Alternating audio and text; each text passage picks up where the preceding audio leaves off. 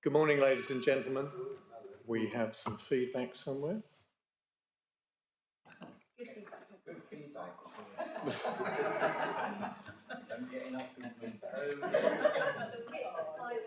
Right. We've still got... Right, ladies and gentlemen, we can start the Development Management Committee of the 5th of September, please. Welcome to the committee members present and members of the public. Just some housekeeping. In case of a fire alarm, please exit the doors and the building and make your way to the far end of the car park. Just for comfort breaks, there are toilets outside the door on the left and water is available outside the door on the right. Just remind everybody this is a public meeting. Members of the public are welcome to listen to the debate today, those who are in the room today, but unless registered as a speaker, you're not allowed to take part and speak. We are live webcasting today, so can I please remind members to use their microphones and remember to turn them off when not speaking. And can I ask all those present in the room to please either switch off or mute your mobile phones so that we don't have any going off during the meeting. Thank you. In terms of how the items are presented today, the order for each application is as follows. The case officer, the planning officer, will speak and present their report. Objector will speak, supporter will speak, the parish council representative will speak, and ward member or members will then speak.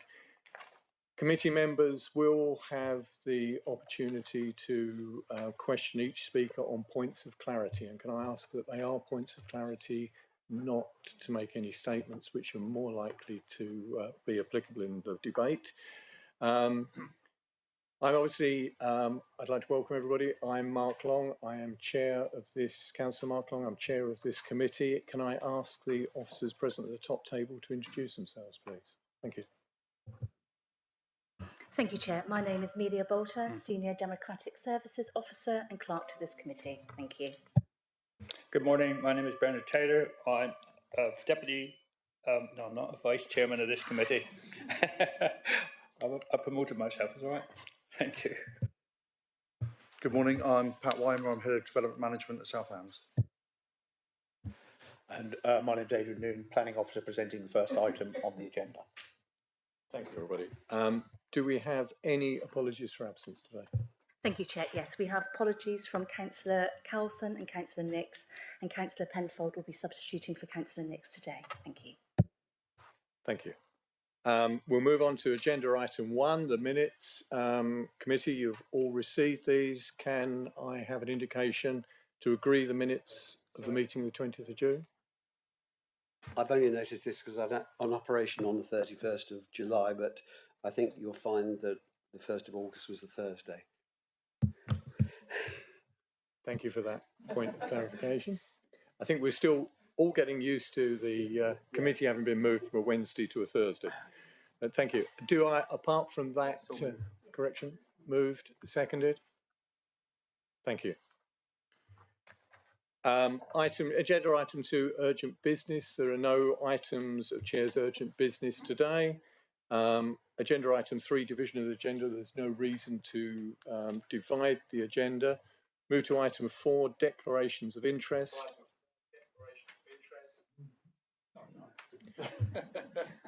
Members, are there any declarations of interest that you have today on any of the matters?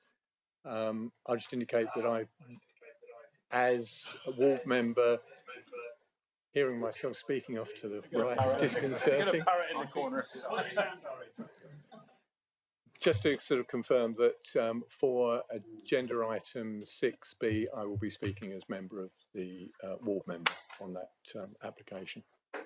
No other declarations of interest. Item 5, public participation. A list of the speakers who are with us today has been circulated. Before we move on to item 6, the agenda item for planning applications, Mr. Weimer would like to just brief members and those members of the audience present. Thank you. Good morning, members. This is not an unfamiliar statement for you now. But as we've got different members and different members of the public, it's worthwhile saying this, I think, at the start of every DM meeting. So while I'm sure members understand fully the approach they should take to determine planning applications, I've agreed with the Chair that for the benefit of members of the public who may not be so familiar with the process, I'll explain the basic principles at the beginning of each meeting. The starting point is a statutory requirement that when making decisions on planning applications, the committee must have regard to the policies in the development plan. In this case, the development plan is the joint local plan and any made neighbourhood plan for the area which the application sits, and then to any other material considerations. Material considerations are those that are concerned with the use and development of the land in the public interest. Anything that does not serve that purpose is irrelevant and the committee will not consider it. Not only must the committee have regard to the development plan, but any decisions are also made in accordance with the development plan unless material considerations suggest otherwise. The rationale for this is that the development plan is intended to be carefully drafted and considered statement of policy, published to inform the public of the approach that will be followed when making planning decisions, unless there is a good reason to depart from it. The committee will consider whether the proposed development complies with the development plan as a whole. The joint local plan, like all other development plans, contains broad statements of policy and is not unusual. Indeed, it is very likely that one or more policies that may apply to the proposed development will pull in different directions. So a development proposal may be in accord with development plan policies which, for example, encourage development for employment purposes, yet may be contrary to policies which seek to protect the open countryside. In such cases, there may be no clear-cut answer to the question, does the proposal accord with the plan? The committee will therefore make a judgment bearing in mind such factors as the relative importance of the policies and the extent to which the development proposal complies with them or does not. Thank you. Thank you, Mr. Weimer. Right, members, we will move on to the planning applications agenda item, and we'll start off with 6A, which is 151424 VAR, Lower Beeson Farm, Beeson. As has been said, the officer presenting today is Mr. Adrian Noon. Mr. Noon, are you ready for your presentation? Someone else did set up. Yep. I am just as soon as I get onto this. Apologies for that, just taking control of the system again. This is application at Lower Beeson Farm for the removal of an agricultural occupancy condition from the property to allow it to be occupied sort of unfettered occupancy as a permanent dwelling by any occupier. There is the property edged or sort of shaded red. It does have an associated paddock out the back, but that is all the land left with it now at this stage. In terms of the location, it's on the sort of north side of the hamlet here.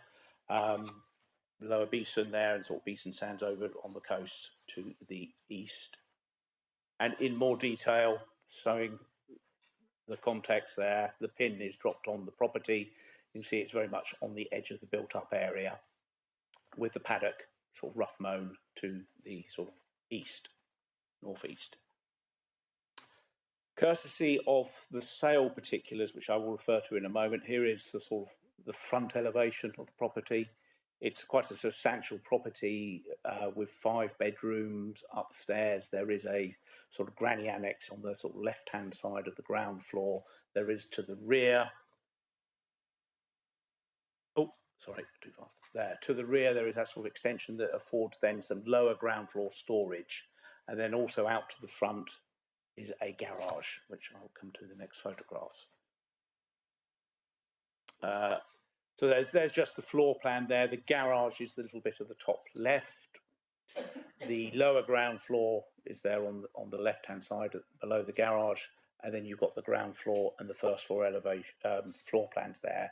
And not in a lot of detail, but it is, you can see from this, it is a substantial property, 5 bedrooms with an annex and a detached garage. So courtesy of Google Street View, the garage door, you can see there with the white door in front, straight ahead, down the road there. There is the garage with the property in behind it. So the garage, I think, is probably an older structure that predates the building, which was originally approved in 1969. And there, looking around the side of the garage, there is the property, sort of pebble-dashed, tiled roof, I think, there. But very, very much of its time, I would suggest. From the sales particulars, because looking to remove an agricultural occupancy condition here, that it's not based on the fact that the condition has been breached, it's based on the fact that the applicant has provided a sort of evidence-based case to say that the tie no longer serves a purpose, and therefore it should be released. There is the property top right, just to sort of show at its reduced price, which I believe it is still probably out there being advertised for at that price, so I am told. That is reduced. I'll come to that in a moment as we go through the key issues. So really, there is a single issue here, is whether or not the agricultural tie continues to serve a purpose in light of considerations relating to the need for an agricultural workers dwelling here or nearby in the locality. That is normally explored through marketing to test demand at a price that is reasonable. There are some sort of secondary considerations there in terms of the circumstances of the imposition of the occupancy condition. On that, whilst our advisor did raise a few queries about it, it wasn't imposed originally. It was imposed at a later date in 1981. However, that condition has stood for 40 years unchallenged. I'm not suggesting we go into given the circumstances of the case that's been advanced, I'm not suggesting that needs to be explored at this point, although members may want to sort of come back to that. And then also whether there have been any changes in the pattern of development in the locality. As far as I can work out, it's essentially still sitting in the same edge of settlement location as when it was approved. So I think it really comes down to whether or not there is a demand and whether or not the evidence that has been provided has thoroughly explored that demand. And as I say, that's normally through marketing. In that respect, the application is supported by detailed marketing evidence. The property has been with 3 agents for I think, about 18 months. With a property such as this, there is the price with the condition and the price without the condition. Now, market comparable testing is much easier without the condition. And what these agents have suggested, that unrestricted market value would be sort of between 875,000 and 950,000. With an agricultural occupancy in place, rule of thumb, 25 to 30% discount. So that gives us a price range sort of from sort of 610,000 through to sort of about 675,000. Now, the original marketing went out at 650,000. Sort of varied depending on which agent it was with, but between sort of 615, 650,000. That was the price it was marketed at originally. There was very limited interest, and the price was subsequently reduced to 575,000. That marketing exercise, I think the report says there were about 12 sort of expressions of interest that only led to one viewing, and that purchaser was put off by the tie and felt they couldn't comply with it, and they walked away. Additionally, because of the circumstances in the background here, the property is in probate, I believe, or was in probate. That resulted in a valuation for probate purposes, and that was agreed at 650,000, and that value was with the agricultural occupancy tie in place, and what that value was accepted by HMRC. So I think we've got a pretty good understanding of the value. The marketing has gone on for a considerable period of time. The price has been reduced from that 650 agreed value with the HMRC for probate purposes, and it is currently sort of been reduced to 575,000. So our advisor is of the opinion that marketing, he is satisfied that it has been marketed firstly for an appropriate length of time. We wouldn't want this just to be marketed very, very briefly, but he's happy that it's been marketed for appropriate time. And he has also confirmed that, in his opinion, that it is a correct price to reflect the occupancy condition. And he accepts that this marking has not brought forward a compliant purchaser. So his suggestion, which formed the basis of my recommendation, is that we agree that the tie be lifted. Thank you. Thank you, Mr. Noon. Members, any questions on this? Councillor Bonham. Yeah, thank you, Chair. Just briefly, you mentioned, Mr. Noon, the time that it's been marketed, saying I think it's a substantial time. How long has that actually been, please? I believe it's 18 months. The expectation, we would expect a marketing to be at least sort of 6 to 12 months. There's a bit of flexibility. A very vigorous campaign might justify a shorter period. A less vigorous might demand a longer period. I think at 18 months, given the nature of the marketing that's been carried out, that is reasonable. Members, any other questions? Councillor Abbott. I think you say this in the report, but your argument so far is based upon the commercial demand outside, but can you say something from the perspective of agricultural workers and farming in the area? Not directly, but only indirectly, in that no one who could comply with the tie and is farming locally has come forward with an interest. I think it's probably a certain amount of change in circumstances. This farm, I think it was occupied by the applicants, the original applicants. There's only ever been one owner here. They moved on to another tied farm with more land. This didn't have a lot of land. I suspect that people who could comply with the occupancy condition are in two categories. One, someone who wants to farm and wants the property on the land they're farming because of the functional need for that. The other one that sometimes comes up with agriculturally tied properties is retired farmers. And I would suggest that a 2-storey, 5-bedroom house is not what a retired farmer is necessarily after. They're probably looking to downsize. But that's my view. the evidence from the marketing is that no one came forward. So it would appear there is no demand for this property in the locality by someone who can meet the tie. Members, any further questions? Councillor Penfold. Apologies if I should know this, but you said it was the tie percentage that was dropped from market value was 25 to 30%. It was a bit vague, 25 to 30%. So I'm sorry if I should know this, but who sets that 25 to 30%? Where's it set? It's a rule of thumb that planners have and applicants' advisors have adopted, I think, fairly universally for a substantial period of time. It's not set in stone because there will always be the oddity property for which, you know, a different reduction might be appropriate. In this instance, this property, given the land that it's with, I think the reduction, it's not between 20 and 25%. So that's sort of 25 and 30%. So say £27,500 for every £100,000 of the price. Do the maths. That is reasonable, I think, for this one. You might have a really small property whose price is already quite low. The reduction on that might be less than 25%, simply because the starting value is low.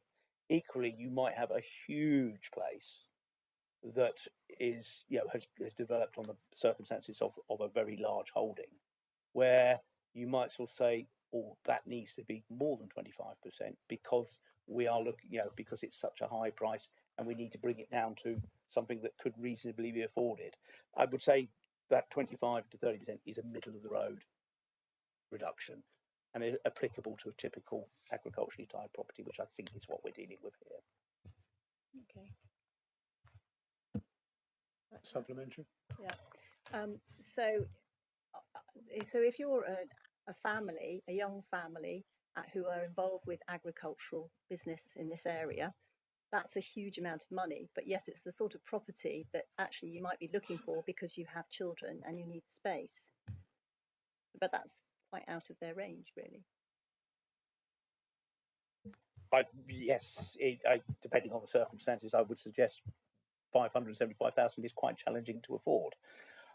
Nevertheless, we cannot ignore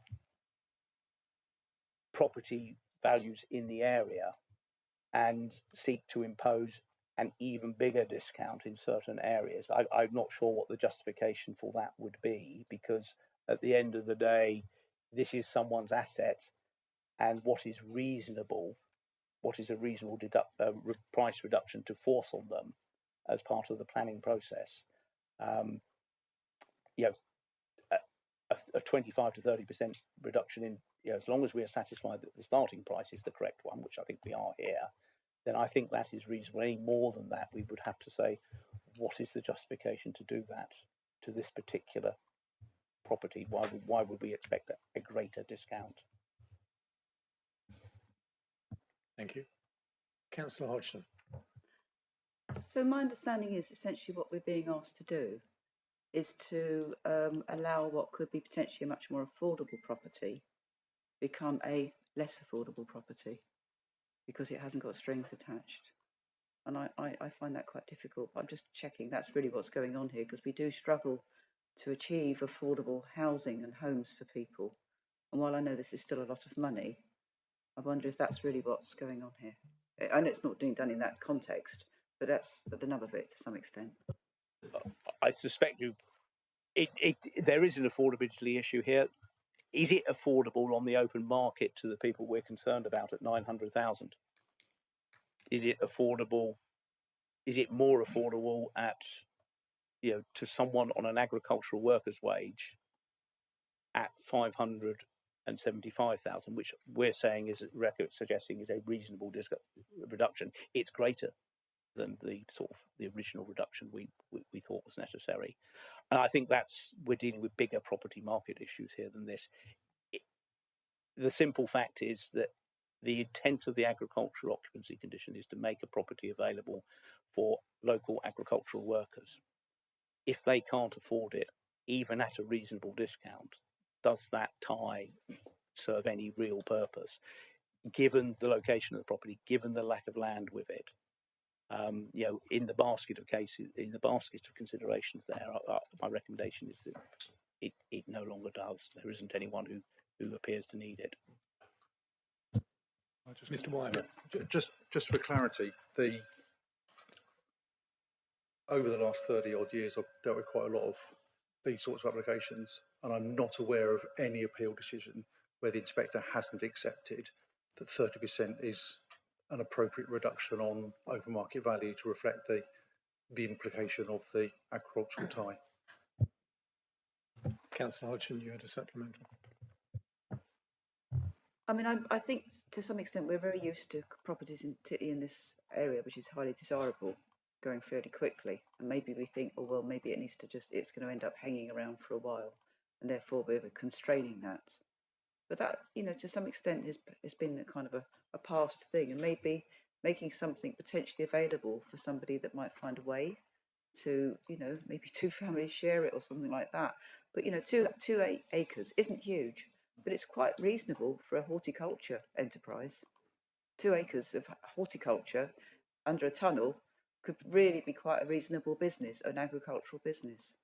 So, I just think it's likely to, it won't get a lot of cows in there, but maybe there's a move away from that anyway.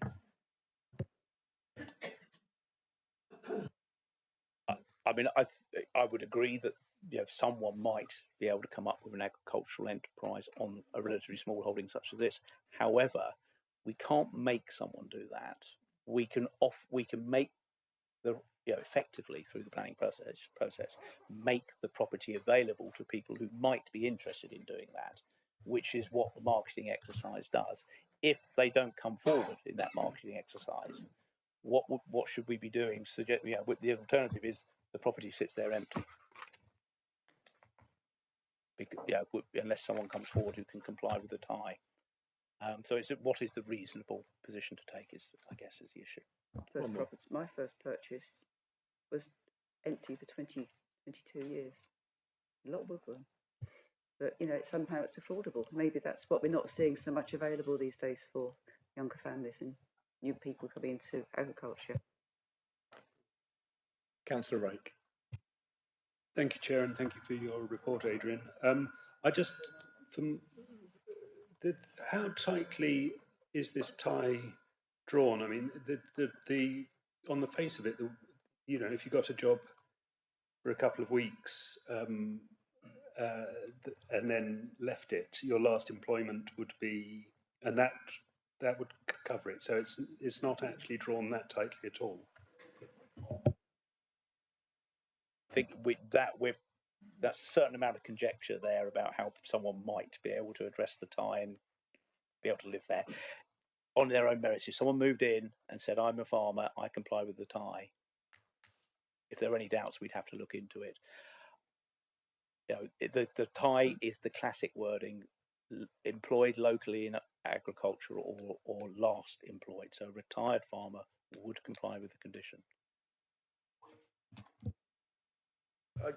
I think we would be incredibly suspicious if someone said, I work for 2 weeks on a local farm, therefore I comply. I don't think that would necessarily be enough to comply with that condition personally.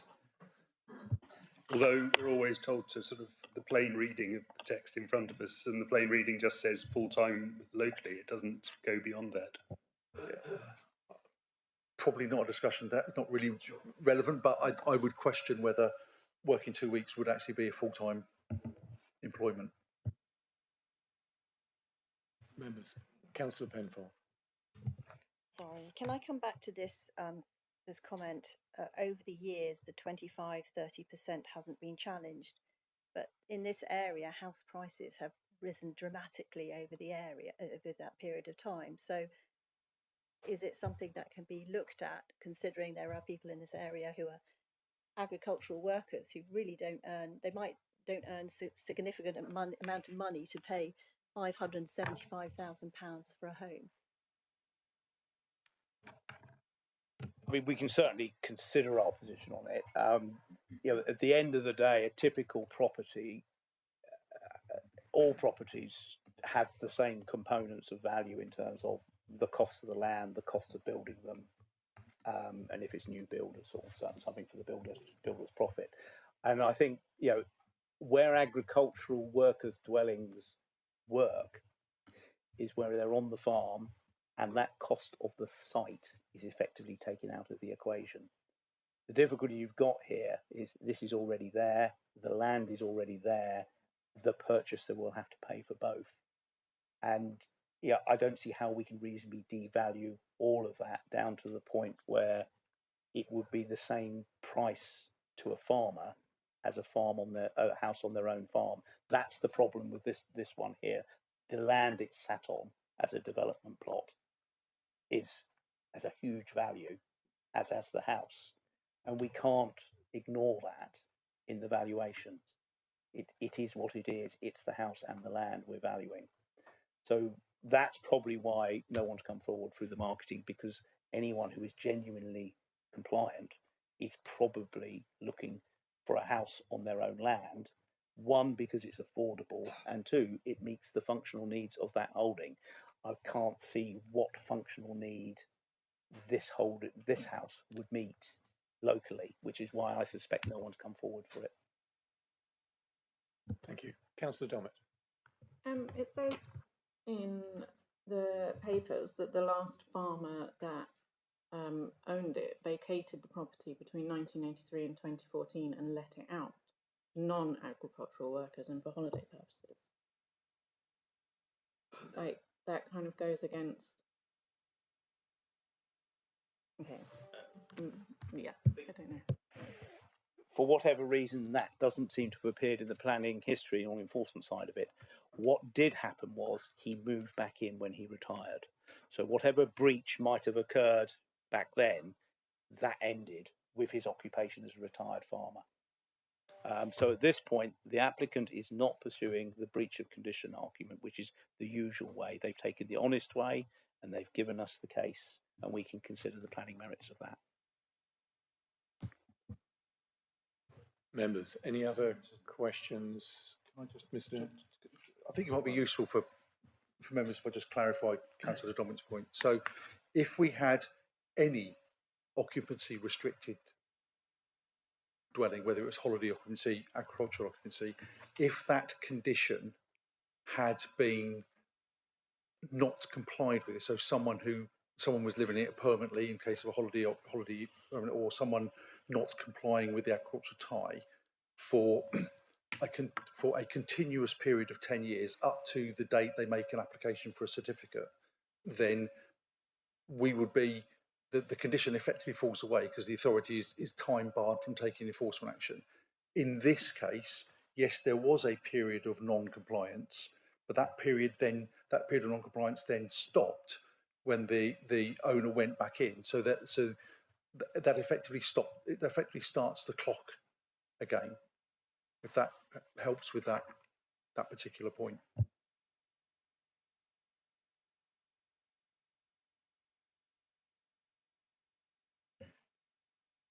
Thank you. Members, any other questions of Mr. Noon? Councillor Penfold, last question.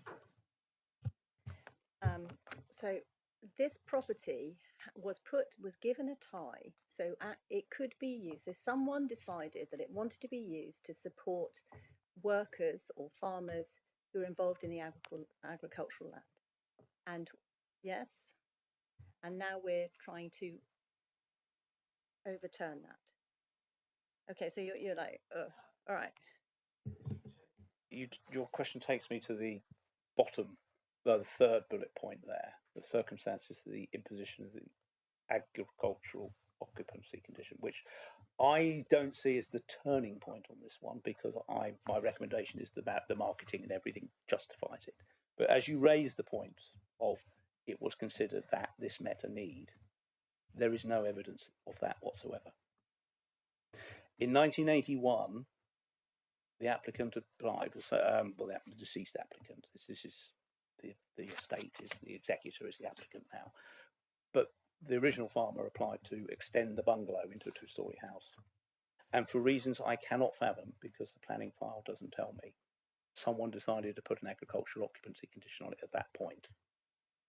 Now that, in my opinion, someone probably should have made a fuss about at the time, because that's not the normal way of putting a tie on. I can't tell what was in the mind of either the applicant or the case officer at that point in time, 43 years ago. But if that is an issue that I think the applicant is entitled to make more of, they're not at the moment, but I think it is an issue that we need to be aware of. What was the justification for the tie when it was put on? It appears there was none. There's no evidence. So I think that is something that if you're on the fence, you need to I think you do need to bear in mind. And then obviously changes in the pattern of development of the locality. Okay, I don't think there have been any material ones, but policies moved on, policies changed since the original 69 Commission and certainly 81. So if we go back to the slides, that way.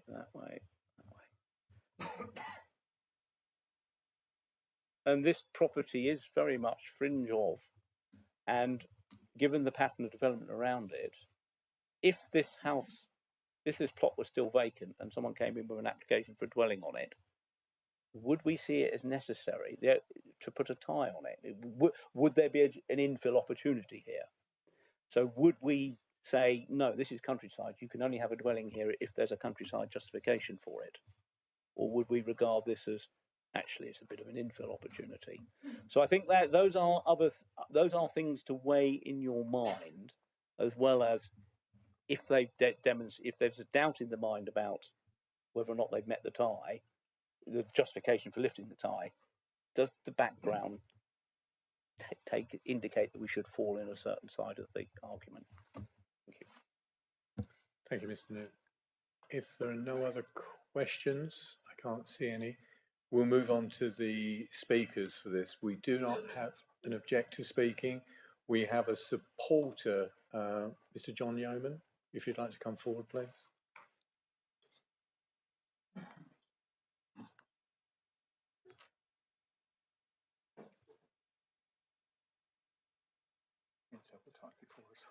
Thank you, Mr. Chairman. You have 3 minutes once you start speaking. Thank you. Good morning, ladies and gentlemen. I'm speaking in support of the removal of Condition C, the agricultural occupancy condition that relates to the dwelling at Lower Beeson. I am the executor for the late Mr. and Mrs. Watton, and I have the task of selling their assets to be divided between their 3 children, their beneficiaries. I invited 4 estate agents to provide marketing advice and to value the property for sale subject to the agricultural tie in the autumn of 2022. I was advised by the agent that the house should be marketed at a 30% reduction from the unrestricted value to take account of the agricultural tie, and the values with the tie in place range from 630 to 675,000. I instructed Luscombe mayors they have experience in rural properties and agricultural ties. The house was put on the market in December of 22 for 650,000 and the paddock offered as a separate lot. Local farmers were approached in case they would be interested, but none were. The distance from their holdings was the main reason. There was some interest from the extensive advertising on Rightmove, Zoopla, the Sale Board and local advertising, but when the details of the tie were explained, people could not comply and their interest disappeared. After months of marketing, the guide price has been reduced twice and is now at 575,000, but this has not resulted in any interest, and after over 20 months of marketing, no one has come forward with any offer, no matter how low or cheeky. I am worried that we'll never be able to sell with the clause in place, meaning that I cannot fulfill my obligations as executor, and the 3 Watton siblings are being forced to retain a property that they are not eligible to live in. I am concerned with the assumptions of the parish council, stating that the property to be relatively poor quality and that a substantial sum would be needed to bring it up to standard. This is simply not the case. It is a large family home with a modern kitchen, diner, and aga, separate sitting room and 5 bedrooms, and a substantial 1-bedroom annex, a cellar, and large garden. We have applied to remove the agricultural tie after over 20 months' marketing effort.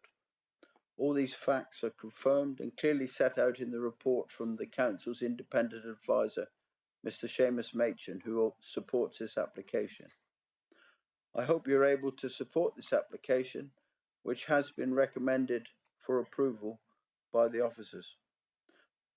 Thank you for your time. Thank you, Mr. Yeoman. Members, any questions of Mr. Yeoman? Councillor Rake. Thank you, Chair. Good morning, Mr. Yeoman. Just on the issue raised in passing by the parish council in their representation, they talk about offering the property for rent. I assume you haven't done that because of the need to divide the asset between the 3 children. That is the case, yes. Yeah, okay, thank you. Plus, you have to have somebody that's eligible to rent it. Councillor Hodgson. Thank you. Are you aware of Devon Association of Smallholders? They have a huge volume of people who are constantly looking for opportunities to actually invest in their own small holding, which this could work with. There's a Facebook page that's quite easy to access and stick something on. The other thing I would say is, have you thought about maybe changing, rather than taking away just the agricultural tie and leaving it to big open market housing, which would instantly probably bring in the very thing that often is the problem in this area, which is second homes or holiday homes as opposed to homes for local people. Is there an opportunity maybe to just put a covenant on the property, sell it at that lower rate, but instead of an agricultural tie, switch it to a local person's tie, which is, you know, the local person's reduction? Has that been considered? Well, all these things are considered, but as an executor, I have to try and get the best deal for the beneficiaries, in my view. I quite understand you're about local housing and the value, but we're in the position we are at the moment, and probably, I don't know whether you know that you can't get a mortgage with an agricultural tie, so it does restrict who can buy it. I don't think you answered my question. Have you considered actually switching that agricultural tie to a local person's covenant? Because that would give that same opportunity for somebody local. It might mean it actually sells. Well, I haven't considered that, no, because I thought that may be something that you would, as a committee, consider. Councillor Bonham. Yeah, thank you, Chair. Thank you, Mr. Yeoman. Just one thing confused me a tiny bit about what you said, which is that you put the house on for sale excluding the paddock. Mm-hmm. If that's correct, then I don't see. I'm a bit confused as to what agriculture is included in the property. Maybe I'm missing something, but the paddock is on at a separate price in addition to the. That's correct. Yeah. Okay. Well, the tie covers the house. The tie doesn't cover the paddock. Okay. Thank you. Members, any other questions of Mr. Yeoman? If not, thank you, Mr. Yeoman. Thank you, Chairman. We now move on. We do not have a spokesman from Stokenham Parish Council, so we'll move on to the Stokenham Ward member, Councillor Brazil. Thank you.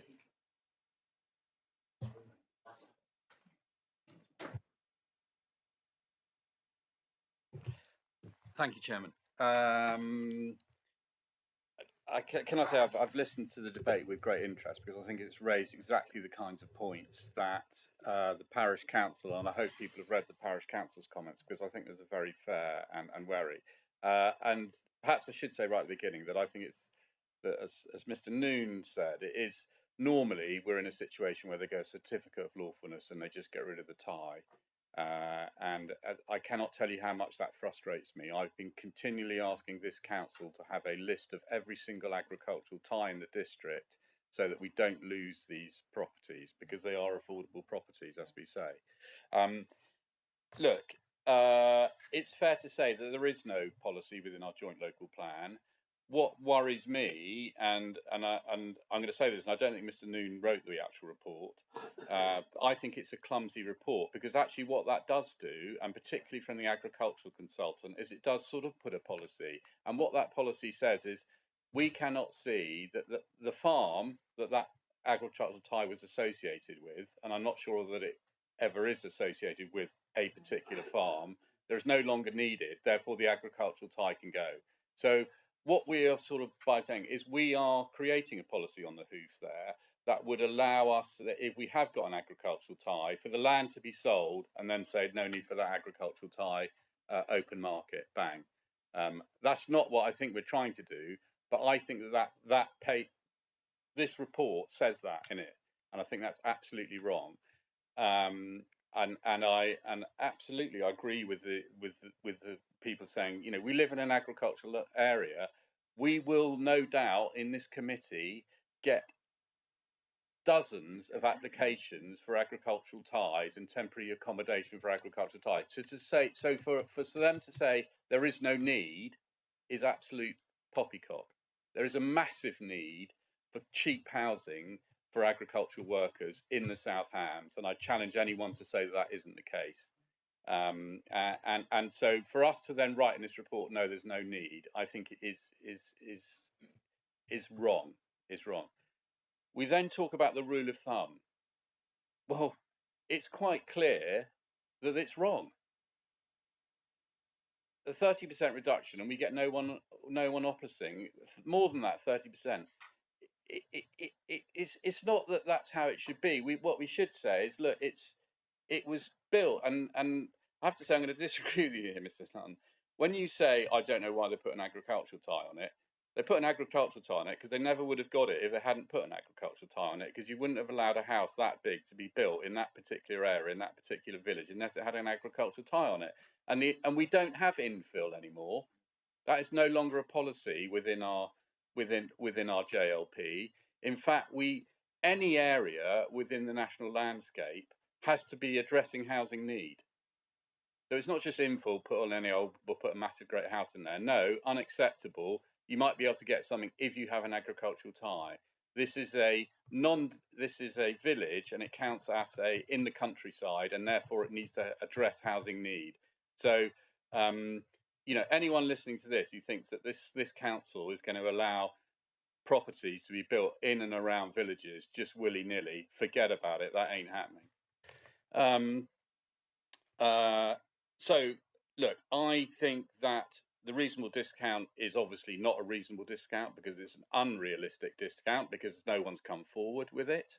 What I was going to say, and I think Jackie mentioned it as well, we have a property here that is in inverted commas affordable. It's obviously not affordable because, as we see, 30% of open market value, and no one can come forward and support it. And yet what we're being asked to do is just lift that, and fair play to them. And I understand John's position, and he is trying to get as much value as he can for in his duty as an executor. That's his job. But actually what we are doing is we are losing what could be an affordable housing and just turning it over to open market. It's exactly what we're trying not to do in this council. We're trying to do exactly the opposite of that. And I love the idea of putting a local residency tie on it, or a primary residency tie on it, which will depress the value, absolutely. But you can still get a mortgage on that. You will still have people coming forward who don't have to work in the agricultural build, but it will still be a discounted value house. And so we won't be just giving it away to the open market, and what will inevitably be someone will come and they'll probably maybe convert it or not convert it. It's a sizable property, 5-bedroom and a big annex as well. If we as a council bought that, we could buy it for $500,000 and maybe let it out as flats for affordable rent, something like that. We could do that with a bit of innovation. What we couldn't do is buy it for 900 grand and do it, because the sums just don't add up. So I think, and I appreciate that we don't have any policy within JLP, and we should have, and that's something that we must absolutely pick up on at a later date. But I think that I appreciate that we don't have a policy at the moment within the joint local plan which we can hang it on. Although I would be interested, I've got an example coming up. You'll be next month, something to look forward to, where we are putting in trying to put in a policy that isn't policy compliant in an area that isn't policy compliant. So we could do that. We could have done that, but we've chosen not to. I think that's a mistake. And I'm talking about a primary residency here. It's not covered in the local plan, in the neighbourhood plan. Therefore, it's not. We don't have to necessarily have it. But applicants, yeah, I'm not sure about whether that's going to hold or not. But anyway,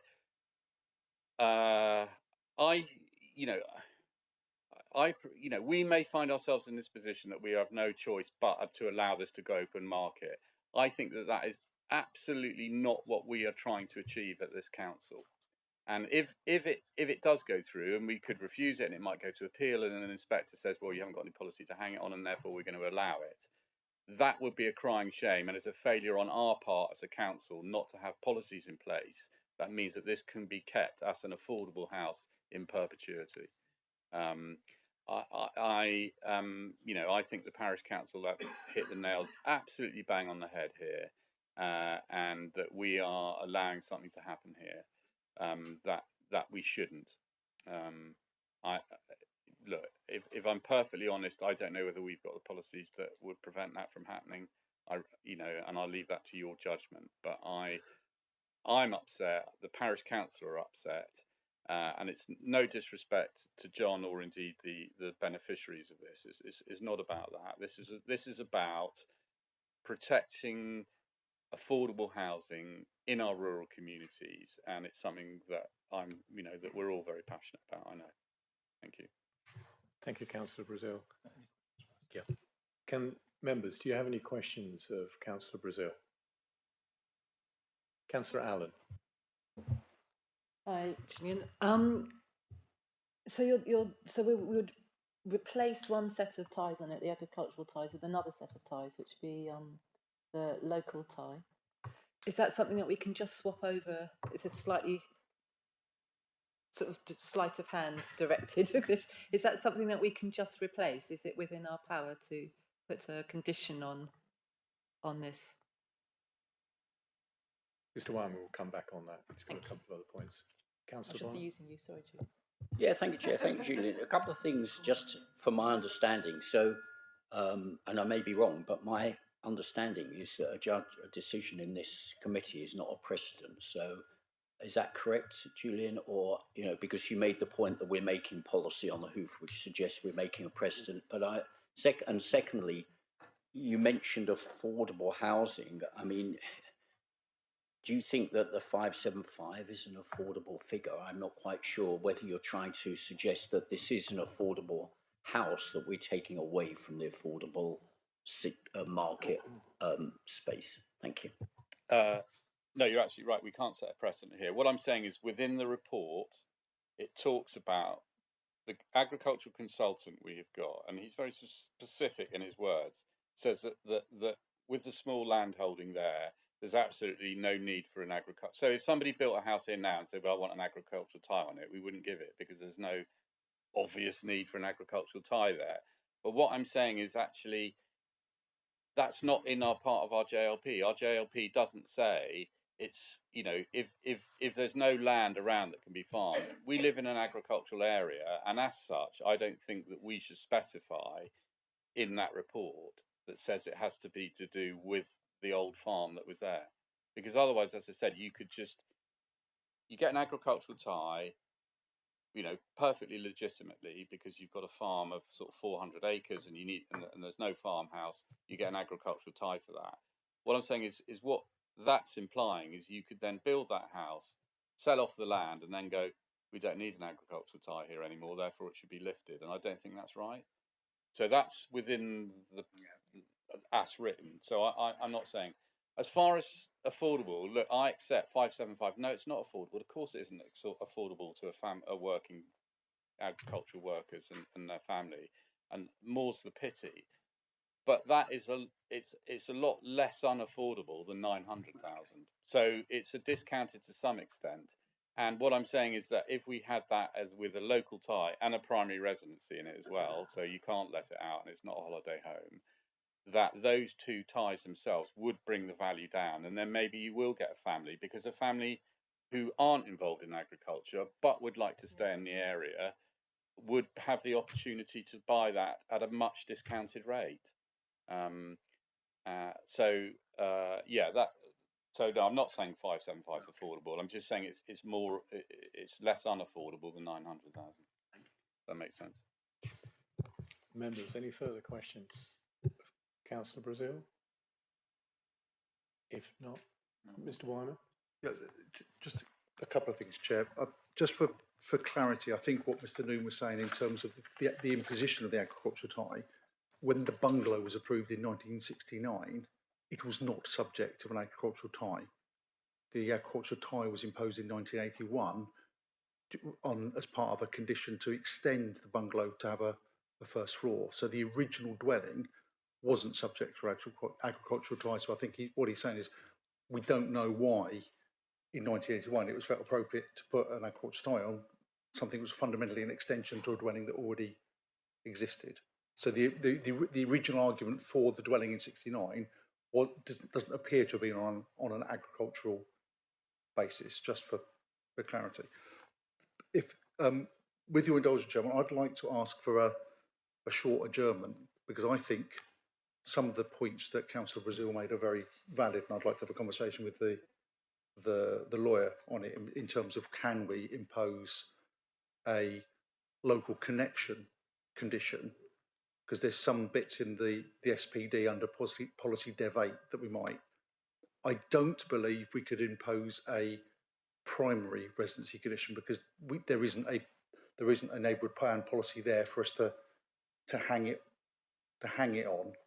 But a local connection should also stop it being let out for holiday purposes, because the people occupying it wouldn't be occupying it in accordance with the local needs connection. But I really would want to have a conversation about whether we've got a legal basis for imposing that, and whether it can be simply imposed on this application, or whether there needs to be a determination of this application with a view that we might, if it came forward looking for that, then we might be able to deal with it in a different way. So I'd like to have a conversation with the lawyer on that, because I'm honestly not sure whether that's lawful or not. Members, we've been asked for a delay, so this can be discussed. I'd recommend that we do adjourn for 10 minutes, and then we'll come back to this. Do you agree, members? Yeah. Thank you. Thank you.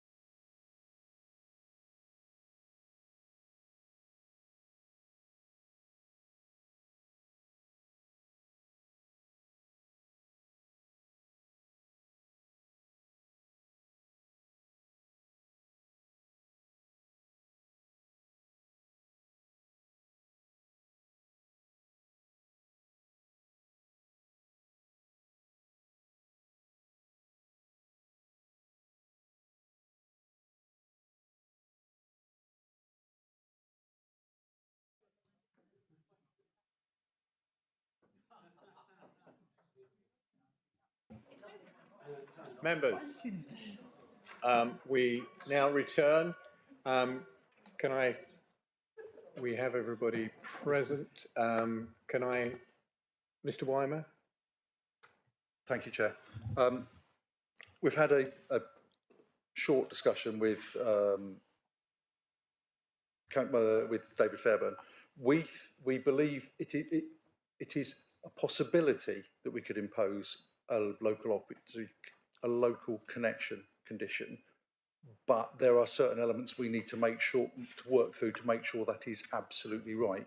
So, with the Chairman's indulgence, I would ask that the application is deferred for a month to give us an opportunity to go through those options, and then come back with an alternative, not necessarily an alternative report, with an updated report setting out whether we can or can't, and the reasons for either we can or we can't. So members have got all the facts in front of them before making a decision.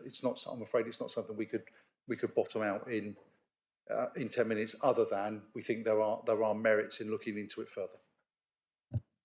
Members, we have a recommendation to defer this until the next committee. Do I have a proposer, seconder? All those in favour of deferring? Thank you, members. That application is deferred until the next committee meeting. We will allow for a changeover in officers to move on to the next application. So if you can just give us a few minutes while we change over. And I recognise Councillor Hodgson has to leave at this point. Thank you.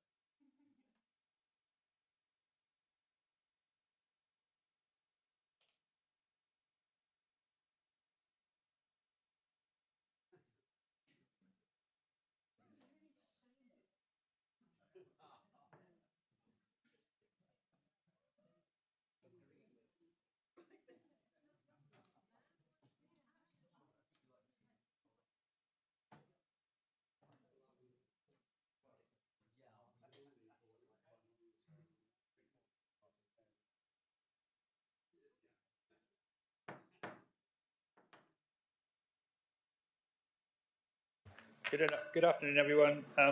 It's my turn to take over now from the chair. We're now looking at application 1883 24 HHO, the Coast House, Glebe Field, Thurlestone. So we've got a report from the officer, Ms. Howrahan. Thank you. Oh.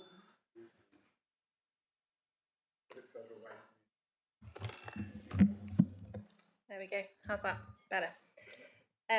Okay, so this is a householder application at the Coast House in Thurlestone.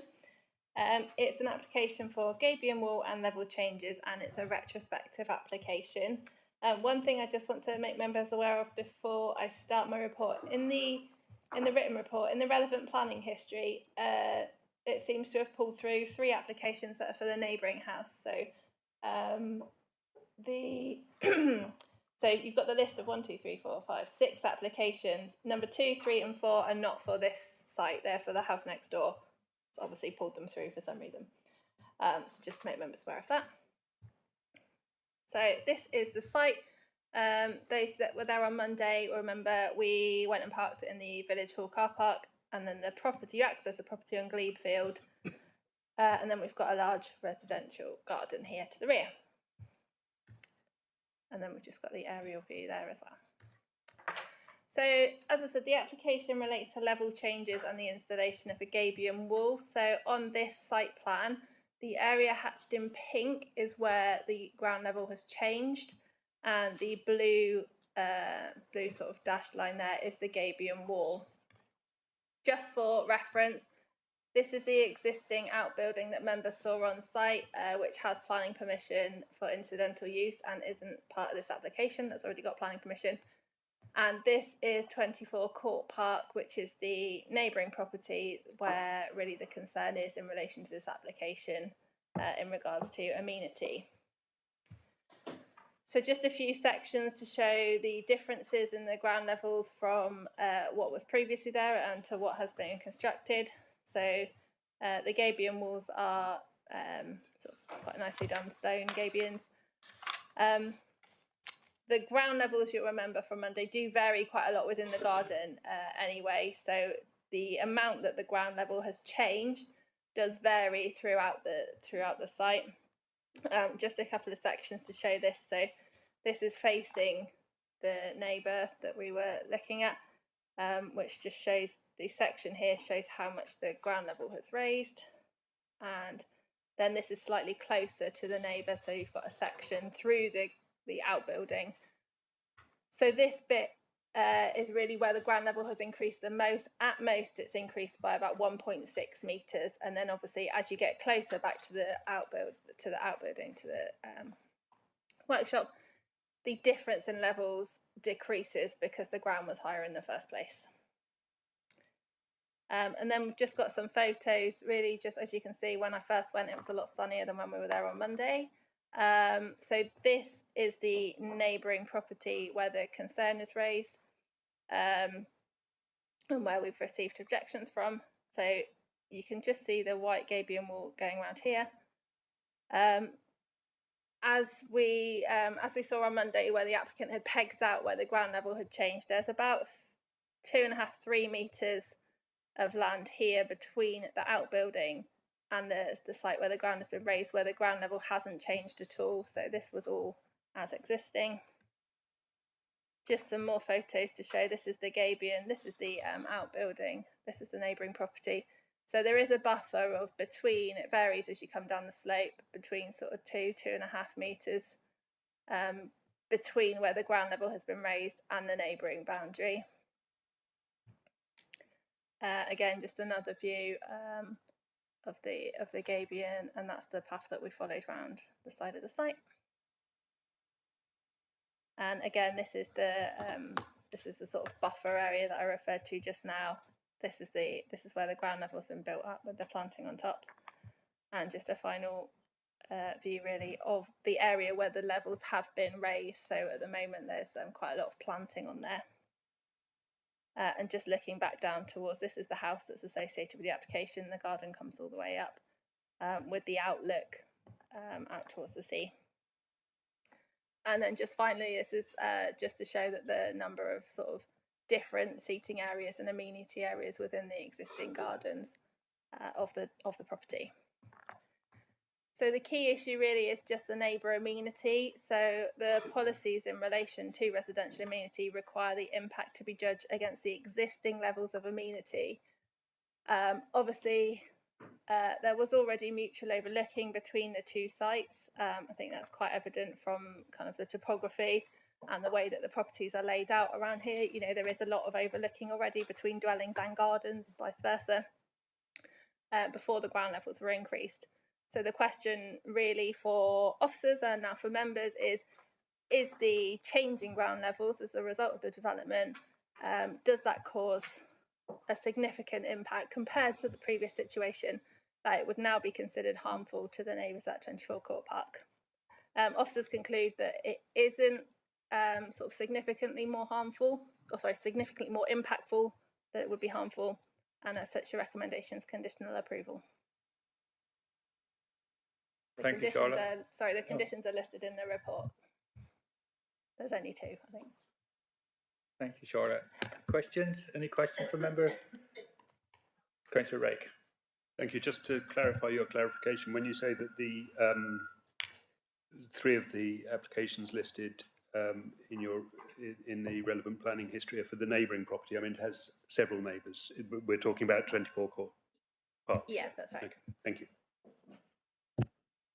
Thank you. Councillor Pannell. I'm a little confused over the extent of the land just adjacent to the new outbuilding. When we looked at the area marked out by the applicants, it seemed to be about 4 or 5 metres from there. Looking at your plan there, you said about 3. I suppose it is in that corner about 3, but it's not nearly as much as I thought was pegged out. Can you clarify me on that? Yeah, I mean it's not a straight line, and as members saw on Monday, I think it sort of went in a bit of a curve out, sort of from here. It sort of, you know, there's sort of dips and so it depends. I measured it from the sort of the closest point, and it was 3. It was say about 3. I say what. I think the thing with this one is, you know, the measurements to a certain extent are helpful, but this is a retrospective application, so members saw it on site. So I think the thing to consider is what you saw acceptable? Well, I think members should also consider how it compares with what was there before, so it is relevant to know how much land there was available before to sit in that or stand in that position. So I think that's why I wanted clarity on that. Councillor Pan, I suggest that might be a question that's also applicable to the supporter when they speak. Thank you. Councillor Dama. Thank you. I just wanted to ask the question that I asked on site as well for clarity. Planning wise, if we are giving approval for the Gambian wall, is the approval also for the garden and planting that is laid out, or once we've given them approval for the Gambian wall, they can then pave over that and make it a nice seating area? So the application is for the Gabion walls and the level changes. So that's what we would be approving.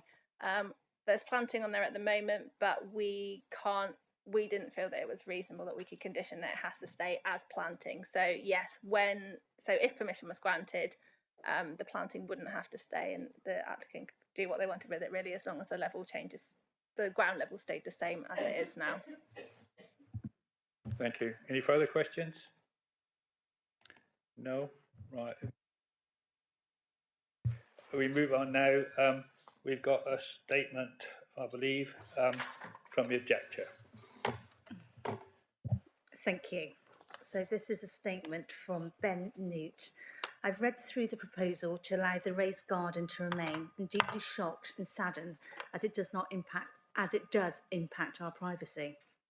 Since raising the garden, the current owners have had a couple of seats on this area which are at the similar height to our approved new deck. but since putting in the retrospective planning, have been working hard to plant up the area, which I believe is to disguise what they will use the area for in the future.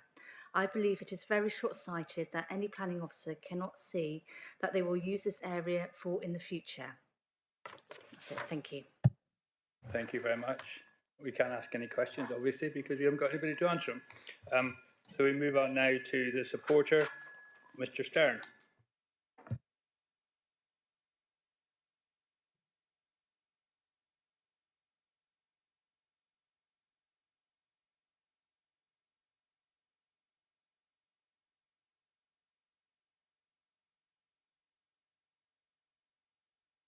When you settled, sir, you got 3 minutes. Okay. Hi.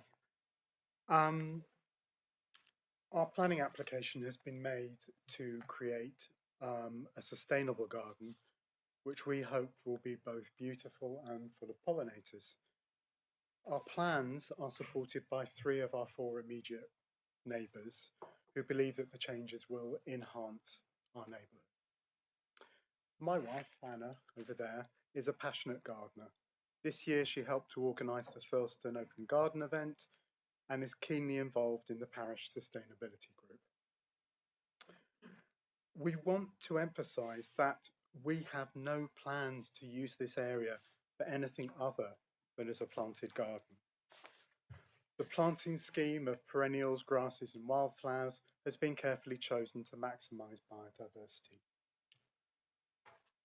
The front garden of number 24 Court Park directly overlooks our back garden and vice versa. We hope you can appreciate from the photos, and I think there's one that wasn't shown which might be helpful, and survey drawings, that our properties have always mutually overlooked each other due to the natural topography of the site.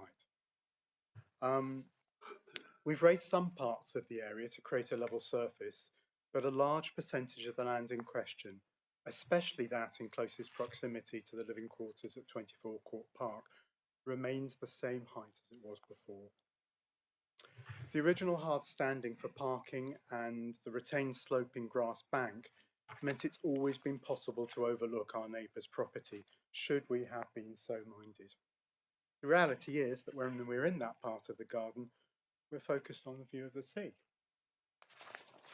You'll see from the architect's drawings that we've also created an additional buffer zone along our mutual boundary line to offer more space, and will reinforce the boundary planting for additional privacy. In the last 4 years, our neighbours at Court Park have increased the size of their kitchen window to wide French doors, have added an oriel window, and are currently building a substantial extension and deck. The way that 24 Court Park is built means that it naturally overlooks much more of our property than we do of theirs, even with our new plans. We really hope you'll support our application. Thank you. Thank you, sir. If you sit tight a minute. Is there any questions for the applicant? No?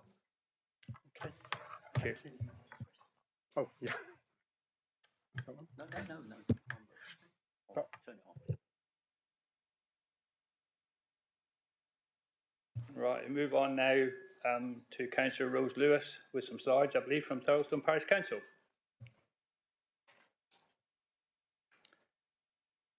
You know the process, madam. You've been there several times before.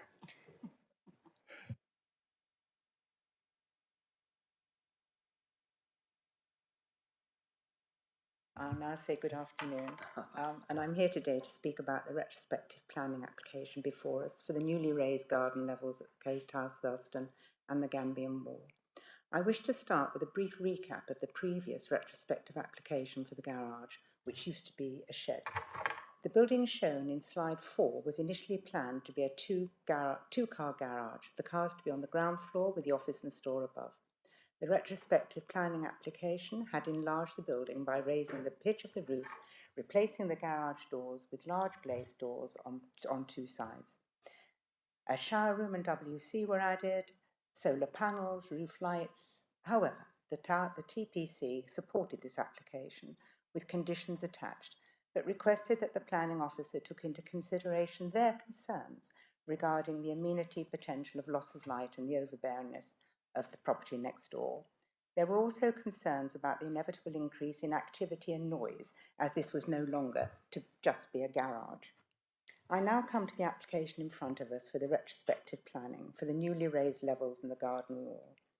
The new building that was to have been a garage, in front of the new building that was to have been a garage. I wish to draw your attention to slide 5, showing the original area outside of the new building, which represents 40% of the total area, which means there is an increase of 60% that is now at the higher level. Historically, the gradient in this part of the garden was accommodated by terracing, which, had this been restored, we wouldn't be here today. Instead, the owners decided to use the spoil created by the excavation from building works and backfill behind the Gambian wall to create a level, raised area, the height of which is the top of the fence for the next door property. In truth, the result of this retrospective planning application has been to create a level, outside area for the new building with a large terrace and garden plus a sea view. The total net gain from both of these retrospective applications has 100% benefited the Coast House at the cost of the privacy for the family at number 24. If we believe planting the hedge in any way will mitigate this situation, I believe we are wrong. The young family who live at number 24 consist of a mother who's a GP, a father a teacher, and 2 daughters attending KCC. They are currently altering their house to accommodate the growing needs of family life. I will now quote TP1, paragraph 1 from our neighbourhood plan. Any proposal should not have an unacceptable impact on the living conditions of occupiers of neighbouring properties that could result from the loss of privacy, overlooking, overbearing, dominant impact, loss of daylight or sunlight, and noise disturbance, and should not have an unacceptable impact on the living conditions. I'm sure we're all very familiar with this one. Sustainable communities are the bedrock of the future of our parishes, and the impact on these young families' lives is unquantifiable. And anybody in the future who occupies number 24, I've literally got seconds, if I may. If you can wind up with the last bit. Do you want me to, may I say the last bit, Chair, or not? Well, that's quick. Thank you very much. It is quick. The compound effect of both of these retrospective applications has severely impacted the quality of life of any occupier of number 24 by removing their right to privacy. On the surface, this application appears to be innocuous. The reality is different. Thanks for that, Chair. Thank you. I think really you've got to ignore the first part of that statement, because we're looking at what's in front of us and not retrospective on the garage on the office. Any questions, please? No? Yes. The main concern is the worry that people will be standing on this raised area here and therefore be able to look directly into the garden onto the veranda of number 24.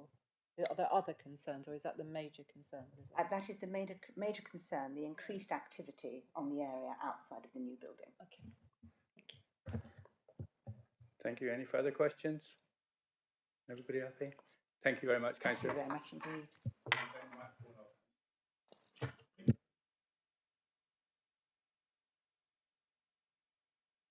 Right, we move on now to the ward member, Councillor Long.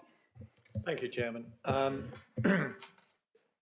I brought this to committee because obviously there were concerns by the parish council, by the neighbours, about level changes in a garden setting, and I think it's important that we consider level changes and we look at these, and that's the reason why I bought it, and the potential impact in an urban area. It is always a concern that people have with level changes. So I won't give any more comments. I'll wait for the debate, but I'll be interested to hear and thank those members who attended the site on a very murky day. But I think it is important that we, in a sort of an area where there is overlooking, that we do look at seriously at level changes within a garden, a created element like that. Thank you, Chairman. Thank you, Councillor Long. Right, and we can move. Yes. If we were considering an application for a terrace or something above on a roof, we might consider screening to protect the privacy of neighbours. Is that something that would be possible here or indeed desirable? Obviously, if members thought that that was something that would make the development acceptable, then that's perfectly within your right to impose an additional condition. I think when I was thinking about it, I was concerned that additional planting on the boundary, for example, might end up in issues with a neighbour in terms of blocking light and things like that. So you're kind of solving one problem but making another one.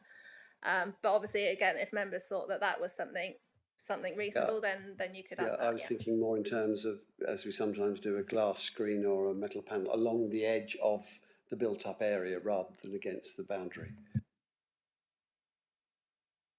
Yeah, I think if the concern is about people standing on it, obviously it would have to be quite tall, and then again you've got kind of design issues and it might look a bit odd, but again, kind of up to you. I'll wait to hear what people think. Thank you. Thank you. Is this another question, Councillor? Yes, it is. Of the same officer. As in terms of us being able to ask for conditions on this, can we condition that it remains a garden? I know you said before that it wasn't something that you'd looked at as being reasonable, but maybe in terms of the major problem seems to be concerns over people standing on this area. If it was a garden, it feels to me that everybody would be happy. So are those conditions that we can impose as a committee now?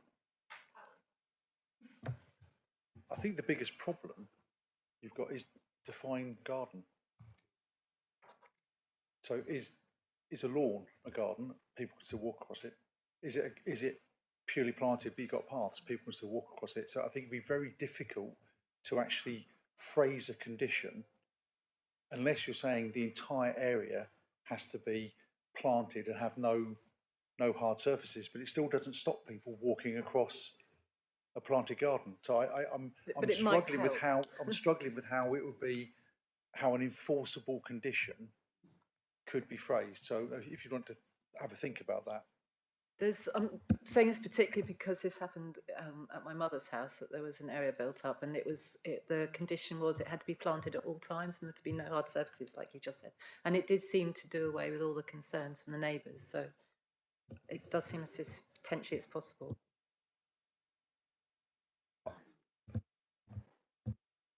I mean, obviously, the officer's point of view is that the additional or any additional overlooking isn't so significant that it causes a problem. But we'll have a conversation about what you suggested and come back to you whilst the debate's going on.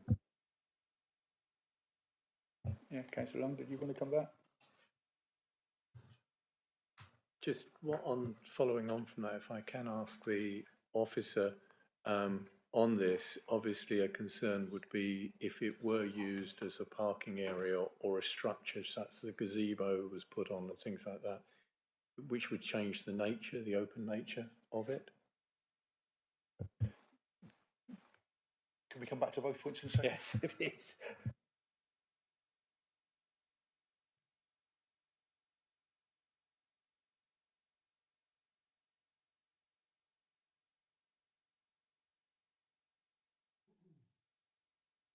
I think potentially the way that we could potentially impose a condition that asks for a landscape scheme for that area to be submitted to us, and then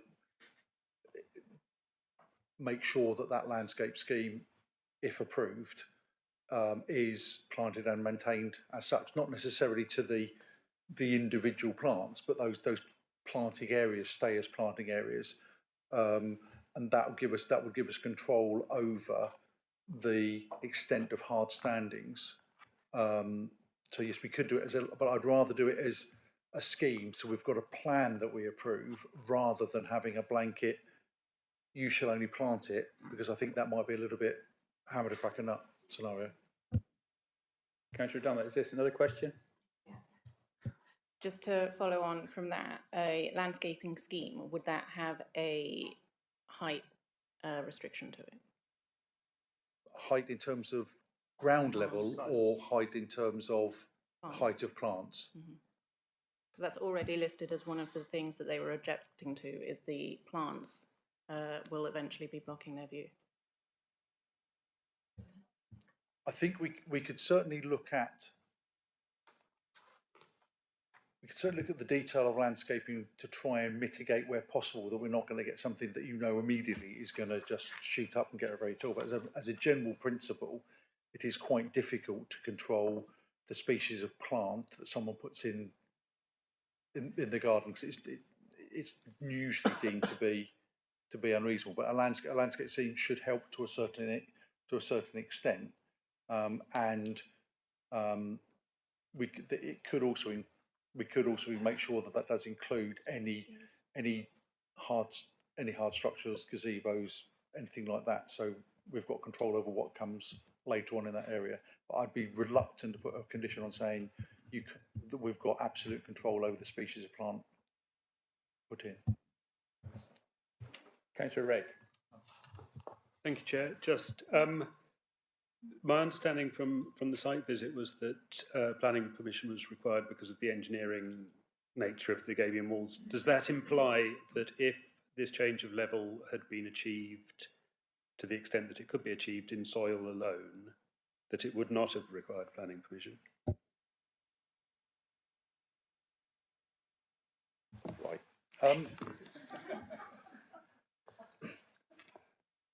Planning permission in a residential garden setting, curtilage setting, is required if it's for engineering operations.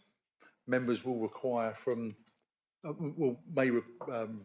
remember from the training I did when you first got here that the courts are really helpful in determining what an engineering operation is, and it's something that's normally undertaken by an engineer, which is it's about as helpful as you can get.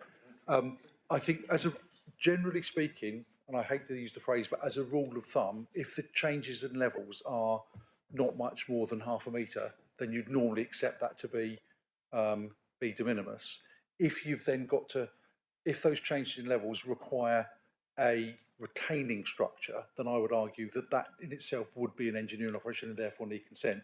So if you just terraced your garden, but it didn't need retaining structures other than perhaps, I don't know, one of those decking boards about that high, I would argue that probably isn't a retaining structure, therefore is not an engineering operation. So it is a matter of fact and degree, but I'm quite comfortable that the level of works here would be an engineering operation that does require planning permission. But if it was lesser, it would depend on how it was done.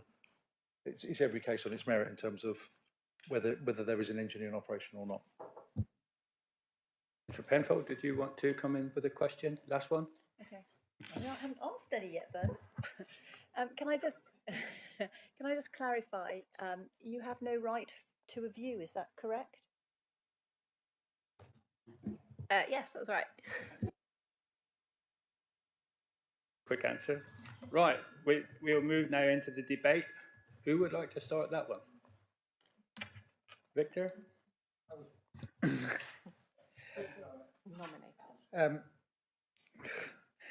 So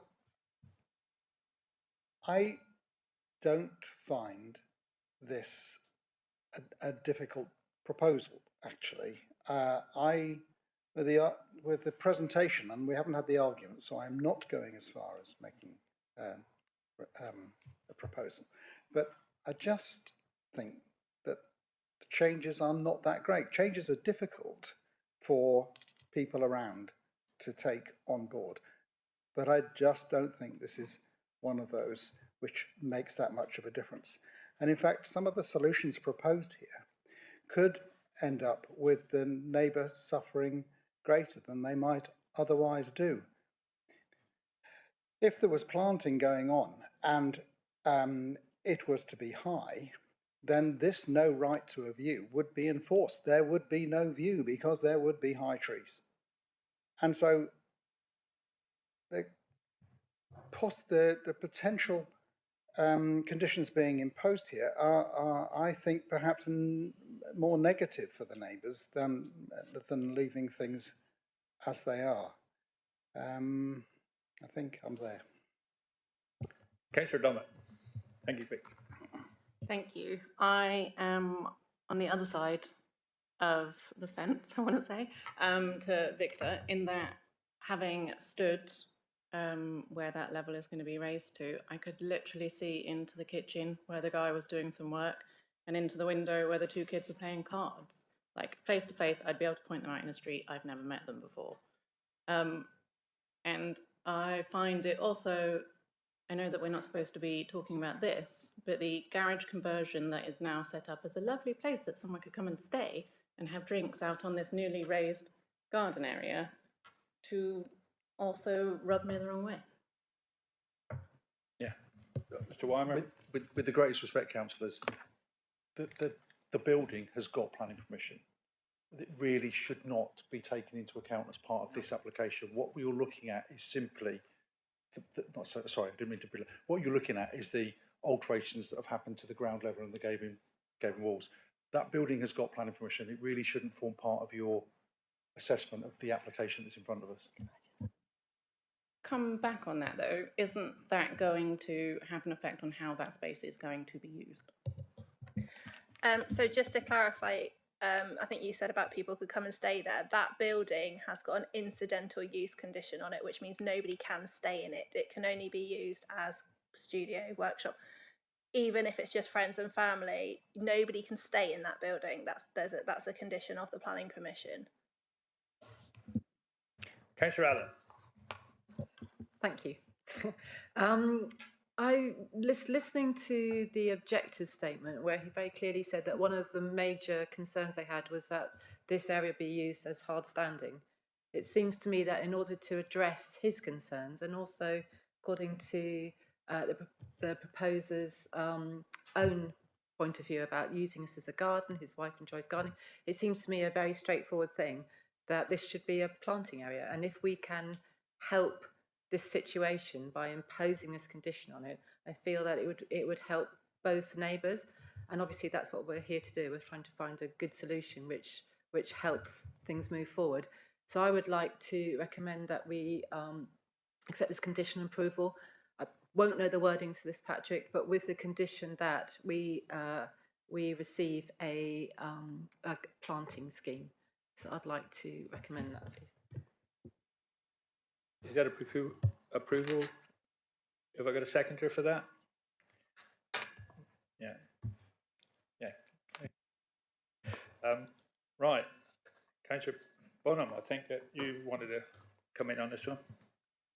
Yeah, thank you, Chair. I mean, I do personally find this a little bit difficult because I can see the neighbour's point of view that there is increased overlooking, there is maybe increased disturbance. Yes, they could peer over the fence and look into the house from the new raised area, but I think also looking at the site, it was pretty clear that there was a fair amount of land from which the applicant could see into the neighbour's house anyway, prior to this engineering works being done. So I think it's a question, therefore, of is there a significant impact? And that's the important thing as far as we're being asked to consider, or as the local plan says, or the parish plan, an unacceptable impact. And I find it hard to see that there's a significant impact. There is a little bit of an impact, yes, but I think the way it's planted and the proposed use of this means that it's acceptable overall, partly because there was already some overlooking, or mainly because there was already the possibility of overlooking in the first place. And I think it could also be mitigated by the neighbour. If the neighbour's so concerned about this, they could plant their own trees and bushes that would reduce the amount of overlooking if they wanted to.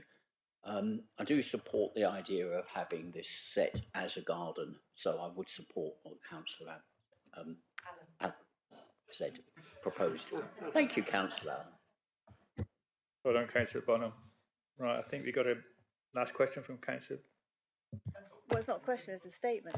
Statement. Yeah? Oh, sorry, Okay. yes, not a question. A couple of statements. I apologise, madam. I was at the site visit too, and it's not a question of peering over the fence. They are almost on top of the fence. Okay, so if you're in the coast, is it the Coast House? And by the way, it's beautiful. What you've done is absolutely beautiful. I love it. Okay, I think the planting proposal doesn't mean they're not going to use the area. Right, okay. What it does, by extending the land out, it means actually there is more of a direct view into the windows into the neighbour's house. So I think I understand and we appreciate, I'm sure they appreciate that there's always going to be some overlookedness, but this is further eroding the privacy of the neighbours, I think. And this is not a necessary area for living. This is just a sort of a nice to have type thing. If you screen it, that's going to have impacts on the neighbours and their view, their beautiful view down to the sea. So, the coast house too is further down the level. So actually the coast house, the house that we're looking at, doesn't actually have, any, it has a view. It's not impacted by the lack of privacy. The only people that are impacted by the lack of privacy are the neighbour's house. So. Thank you very much. I don't believe, and I think the ward member has already said this, that there isn't a real right to view. So that's not a planning issue. Councillor Long, come back to you to round this one off. Thank you, Chairman. I don't intend to round it off, but I just wanted to speak on it. I think it is a very difficult situation here. I think as I said previously, any raising of levels within a garden, within a close proximity to that, is going to cause angst and concern with neighbours for whatever reason. I do question, creating a sustainable garden. It could have been done on a slope. The retained slope could have remained there. I think the point is that what existed before was a parking area. There was no overlooking, if you like, from parked cars, parked vehicles, because that was primarily at night. Now we have a potential change of use there as a studio, more sort of use than a garage and parking. There will be parking outside, obviously. What the extension of the platform has created is an uncomfortable situation with 24 Court Park. There is no right to a view, but if you look across that estate, the alignment and the builds was such that everybody had a view, glimpse through to the sea, to the open nature, and the open nature remained. I think the problem is that what we've got is the platform, and I'm pleased that others have picked up on it and talking about conditions there. The platform that's been created can be used for, or could be used for, sitting out, eating, entertaining themselves, enjoying the view, and obviously impact and damage the privacy of 24. I think also the amenity of 24, and that's why I raised the concern about putting gazebos or sheds or anything like that in there, would enclose, if you like, 24. And I appreciate there's been a gap left between the gabion walls and the boundaries, which, could be seen as, sort of mitigating that, but I don't think it will. It is that control of use, whether a landscape condition, and I agree, the landscape condition would have to be quite tight to prevent the planting of trees, which would have the same effect as putting up a gazebo and close off the area. But there are, clever landscaping, and you wouldn't necessarily, in looking at the soil type and the conditions there, you may struggle, because if it's the soil that's been used out of the excavation, there's a lot of shillet in there rather than soil. So the type of planting that was there was almost coastal, which was good. It is the change of nature, and it's the cumulative impact in an area. I think if it concerns me that it has been created. I can understand that people didn't realise potentially that they needed to get planning permission for something like this, and it was just done. But it is that cumulative impact of raising that ground, and it's the use of that ground, removing that amenity from the neighbours, that gives me concern. And obviously neighbours below don't feel concerned because they're not looking that way, and they have, as you can see from this photograph, other hedging, but it's those that are overlooking. So I was pleased to see that the sort of comments about imposing a landscape scheme, but I'm still not completely sold that it will solve the problem and not create potential concerns. The present owners accept that they're going to do that, and I appreciate they do because of what they've done. Future owners may not. So if a condition is put on, it needs to be very tight that it can be controlled in perpetuity. Thank you. Thank you, Councillor Long. I think Councillor Bonham. No, Councillor Rake, sorry. Thank you, Councillor Taylor. I'm a bit taller than Councillor Abbott, and Mr. Weimer is a bit taller than me. And I struggled thinking to the slope that was there before this area, to the place where there is a view now that would be afforded to Councillor Abbott that wouldn't previously have been afforded to Mr. Weimer. I find it very difficult to see. I mean, I think that exaggerating, but essentially, I think that the quantum of the change from the previous situation to the current situation, I really do struggle to see in a setting where there is already considerable mutual overlooking. I found the most intimate view into the neighbouring garden was from the bottom, probably just sort of where we're looking at here in this photo, where you're sort of looking up along the hedge, along the boundary, and that is unchanged from the previous one. So to that extent, I think I'm minded to support the proposal that Councillor Allen has put forward. Notably, I would also support some sort of landscaping scheme that, because again, we are looking at the change from the previous situation, and there was nothing to stop the residents of the Coast House going up and sitting on the existing level near the in front of, or between themselves and the outhouse, or indeed on the parking area. So I recognise that the garden might make that a more attractive prospect, but there was a garden there before. So I haven't been convinced that there is a change in the impact on neighbouring amenity that is sufficient to warrant refusal, and therefore support Councillor Allen's proposal. Thank you. Councillor Thomas. How does it work if I want to go to the other end of the scale and say I think we should refuse it? Okay. So to come back to yours, Simon, those bushes and things there on the left in this image, you're saying that you don't find it that much different from the existing level that was already there to what is being proposed? I think that those bushes, A, are outside the scope of this application, and B, are on the existing level. Yeah, so that is how the existing level was. So from that bit, you would be just looking over to the side and seeing the house. But when you stand on that platform that has been made, you're literally, it's like someone standing outside your house and looking directly in. It is dramatically different having stood in both places.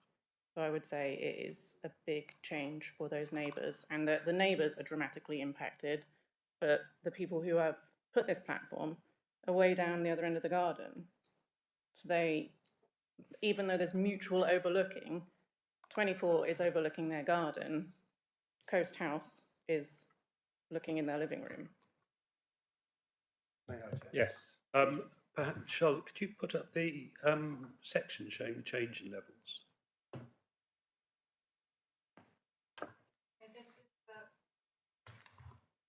Yeah. So this is the one kind of going halfway through the outbuilding towards the neighbour. Yeah. So Yeah. the bottom one section, the bottom section there. I mean, I take your point at the far extremity of the gabion wall, but before that, if you imagine myself, Pat, and Victor lined up down that slope,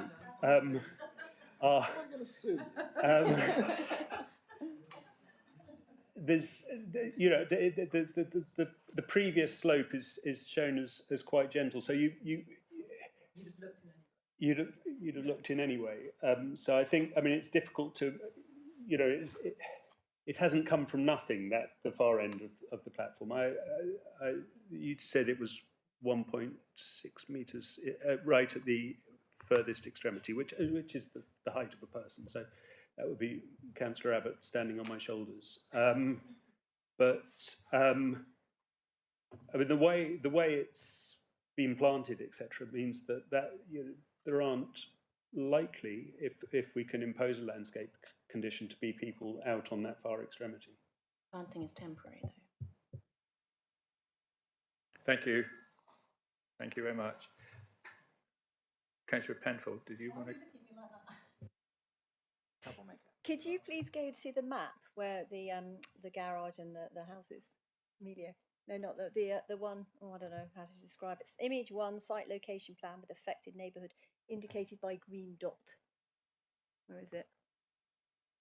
Is it? I don't know what. Oh, that's an image in the report. Oh, that's not one on the presentation. Oh, that's no, a shame. Sorry. Okay. No. It's an aerial view, an aerial. So you're obviously looking down. With the previous, before it was landscaped and extended out. If you sat outside the studio or whatever it's called, sorry, yes, of course, you would be seen and could see into the neighbourhood house. But the house next door is at an angle, so because you would be so close, I don't know how to describe this, so close to the building that you're sat outside, you're not really, you are imposing, but not so much. If you then move down the landscaped area, the level area that's now levelled, and sit towards the end of the new levelled area, further down what would have been the slope, you're right visually in front of the neighbour's big windows. So, and to me, I walked around the garden, which I think is absolutely beautiful. And to me, I thought, wow, I would love a table and chairs. This is the spot I would sit in because I get a great view down. But I'm right in the way of the neighbourhood's big windows. I mean, it's like you're in their garden and they're looking at you. Okay, so if that was sloping, you wouldn't be able to sit there. You know, you'd be further up, so you'd be sort of tucked back a bit. So, yeah, but what plants? How are you going to, you know? Sorry, plant? you're talking across each other again. Sorry. Okay. Yeah. And then, so talking to the planting, I don't really understand what plants you might put there, which would stop people putting some tables and chairs there. Right. I think we've actually covered all the points now. We'll go back to Mr. Weimer. So final. I think from an officer perspective, we need to be quite clear of the potential limitations of any landscape condition. So we could impose a condition that requests a landscaping scheme that sets out how this is going to be planted, and we could say that the areas shown to be planted, i.e. not hard surfacing, should be planted and kept as such in perpetuity. I don't think we can be specific on plants because over the time some plants may die, they might not like that soil or the location. You'd have to change. And I think it'd be unreasonable to be that precise. I also think it would be unreasonable to say you can't plant trees because, from my understanding, the reason why members are reluctant for trees to be planted is that it would create a loss of view for the neighbour. Loss of view isn't a planning consideration. So I think it'd be really difficult to say you can't plant trees there when the reason isn't something that the planning system can take into account. Yeah. So if loss of view is the issue, that I think we would have a difficulty in saying you can't plant any trees because of loss of view. And I can't remember who said it, but you're absolutely right that if something is planted up, I think it'd be almost impossible. In fact, I'll go further. I think it would be impossible for us to to draft a condition that would stop someone putting a table and chairs on top of what they planted if they so wished. I think it's unlikely, but who knows? And so if it was done, then I don't think there'll be necessarily a breach of the condition because they've done the planting. And I think it's very difficult to say you cannot. Let's go old school. You cannot put a deck chair in your garden. So I think that the nub of the debate, I think you've got absolutely right. It is that raised area. Does it cause additional overlooking of the neighbouring property to justify the refusal of a planning permission? And clearly, there's a difference of opinion across members. But that, in my mind, that is the nub of the nub of the debate. I think a landscaping scheme would help, but I absolutely cannot sit here and guarantee to you that it would mean that people wouldn't walk across that area or wouldn't sit in that area. And I think that you just need to factor that into your decision. Councillor Allen, did you want to finish I'm this going to one be off? very Because quick. Otherwise, it gets dark. I'm going to be extremely quick. But I just wanted to point out that if you wanted to plant trees, you could plant trees on the ground as it was before it was built up, and they would still grow to be large trees in Skidderview. Councillor Bonham. Very quickly, because I want to come back, if I may, on what Patrick said, because the words you used were, does the additional land allow for additional overlooking? I think it's very evident it does. But just to check my understanding, what we're trying to judge this against is whether it's unacceptable or significant impact. And as I've already said, in my opinion, it's not. So just to be clear, how we're judging it, if I may, Mr. White. I thought I did cover it by saying sufficient to justify a reason for refusal, and to justify a reason for refusal, I think it has to be more than a marginal change. So I think it would have to be, you'd have to demonstrate that the change is significant to have an adverse impact to justify the refusal of planning permission. Councillor Pano. I haven't spoken yet, and the seconder, I'd like just to say, I understand the arguments around the planting plan. However much the present owners love their garden, there's no guarantee that in 10, 20 years' time there may be different owners who don't. And at least having a planting plan and insisting that the area is planted would stop that being concreted or paved over to become a formal seating area. And I think that's a reasonable protection. I quite accept that we can't stop people standing there. Well, they have to stand there to garden. So I think that's a reasonable compromise. Thank you, Councillor Pano.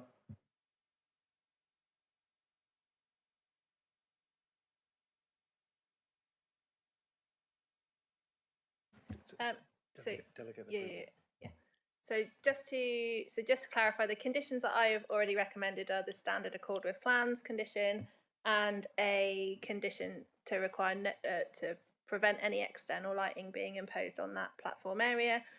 Just being again mindful of the neighbours. And then what I would suggest is that if the committee approves the application, then that's subject to delegated to chair, vice chair, and first proposer and seconder to agree the wording of the landscape condition, which I can then write and send to you to agree. Oh no, sorry, not chair, as he's the ward member. But so vice chair, proposer, and seconder. Thank you. Okay, we have a proposal for approval with the conditions that the officers pointed out. Can we have a vote for approval, please?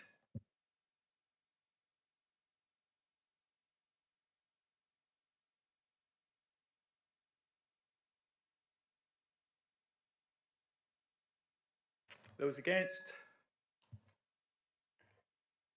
4. Thank you very much. That is 6, 4, and 4 against. So that application is approved. Thank you very much.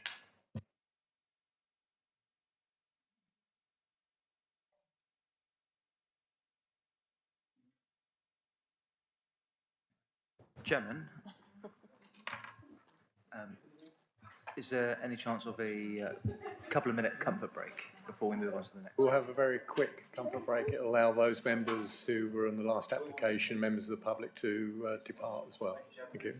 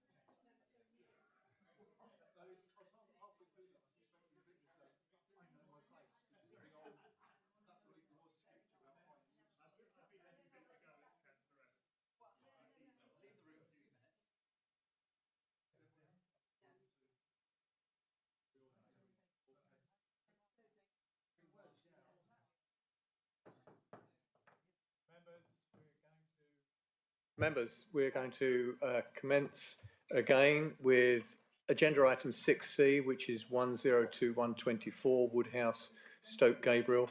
The case officer is Charlotte Harrahane. Ms. Harrahane, could we start with your presentation, please? Thank you, Chair. So this is an application at Woods House, Stoke Gabriel. It's a retrospective application for the construction of a polytunnel and proposed landscaping scheme. So those of you that were there on Monday will remember there's a very long road up to the site from the main village. And then the application site is in red at the end of that long line. And then we've just got a aerial view there. You can just about see the polytunnel, if you can see my cursor. That's the polytunnel we're talking about. So just for members' awareness before I start talking about the scheme itself, this plan shows the polytunnel, which hopefully you can see in that red rectangle there. The area outlined in blue is the land that is owned by the applicant. So as I said, it's a retrospective application, so the polytunnel is already there. The dimensions, it's 20 metres by 6.4 by 3 metres. So this is the view from the south looking up the field towards the polytunnel. And this is a view of it from the north. There's some slight level changes, so you can't see all of it, but hopefully you get the gist. So the application has been reviewed by the council's agricultural consultant, who accepts that the business needs a building to support what they're doing. It is a very constrained site. It's in an extremely sensitive location. We're in the national landscape and the undeveloped coast. So our policies support rural businesses and obviously agriculture in the countryside, but these are caveated by saying that landscape considerations also need to be made. Some landscape screening has been discussed, but it isn't suitable because of the nature of the proposal. Obviously, a polytunnel needs light, particularly to the southern aspect. So if you plant a load of plants in front of it, you reduce the effectiveness of the polytunnel. So in this case, it's not thought to be kind of a suitable solution really to the concerns. And I'd also just draw members' attention to the AONB planning guidance, which is still called the AONB planning guidance, which states that sites should be selected to minimise visual impact where they are required for countryside occupation, so agriculture, forestry, things like that. So just to show some photos, again, a lot nicer photos than the day that we were there on Monday. So this is hopefully a bit of a 180-degree view to kind of demonstrate the undeveloped coast character. You know, this is a particularly rural, undeveloped green area of the Dart estuary. So this is stood with the polytunnel behind you looking west, and then as you span round to the southwest and then to the south. Just to go back, I know on the site visit, Councillor Penfold asked what this, you might be able to just see a roof, what this little building was. There aren't any records of it on any maps, but our landscape specialist has advised me it's just a small agricultural building. So yeah, so just to give you an idea of the kind of the rural, undeveloped character of it.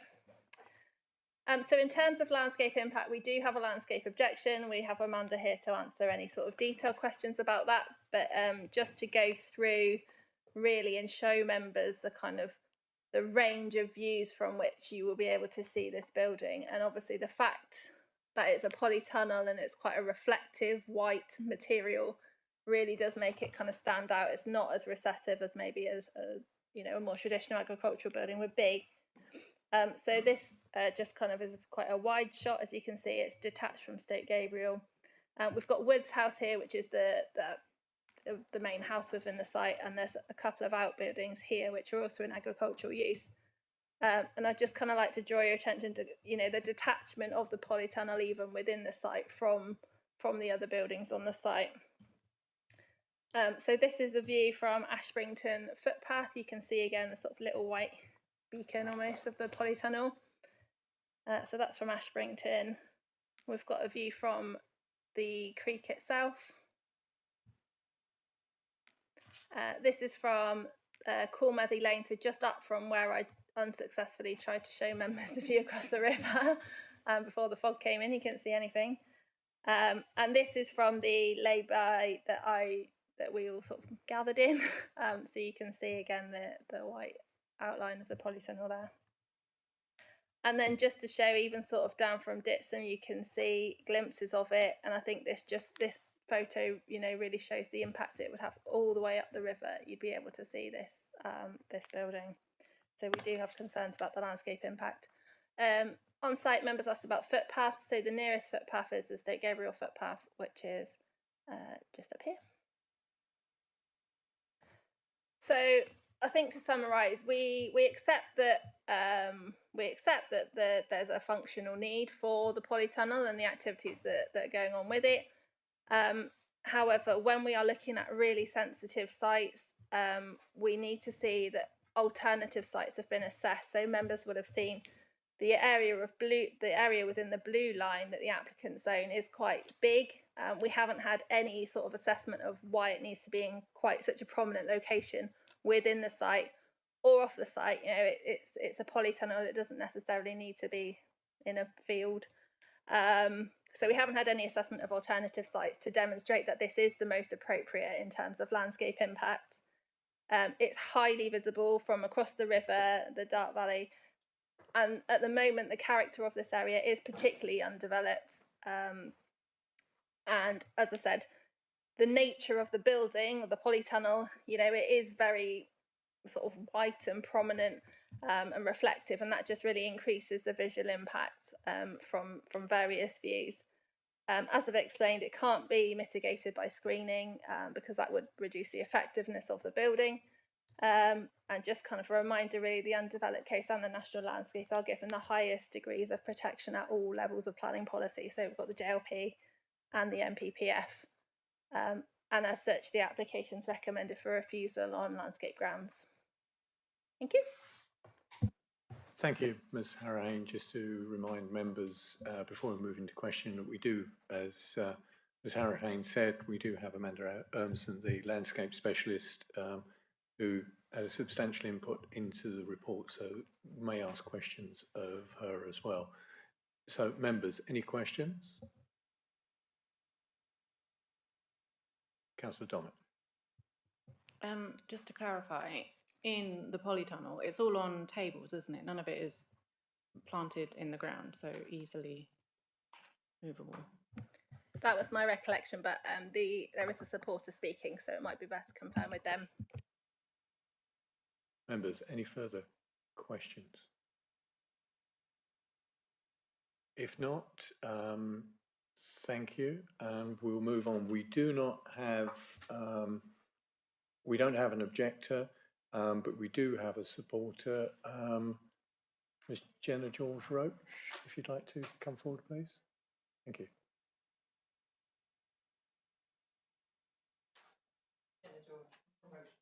Ah. I thought that, but that was how it was put on my list. So I didn't think I'd want to insult you. You know. Once you're set up, you've got 3 minutes, so you can use your microphone as well. Thank you. Thank you.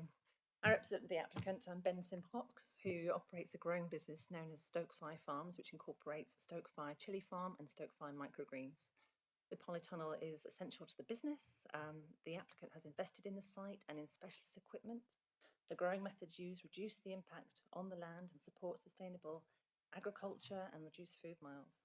The site provides the best combination of growing conditions. Produce would not be as successful elsewhere. The existing business supports rural employment and currently provides 6 jobs.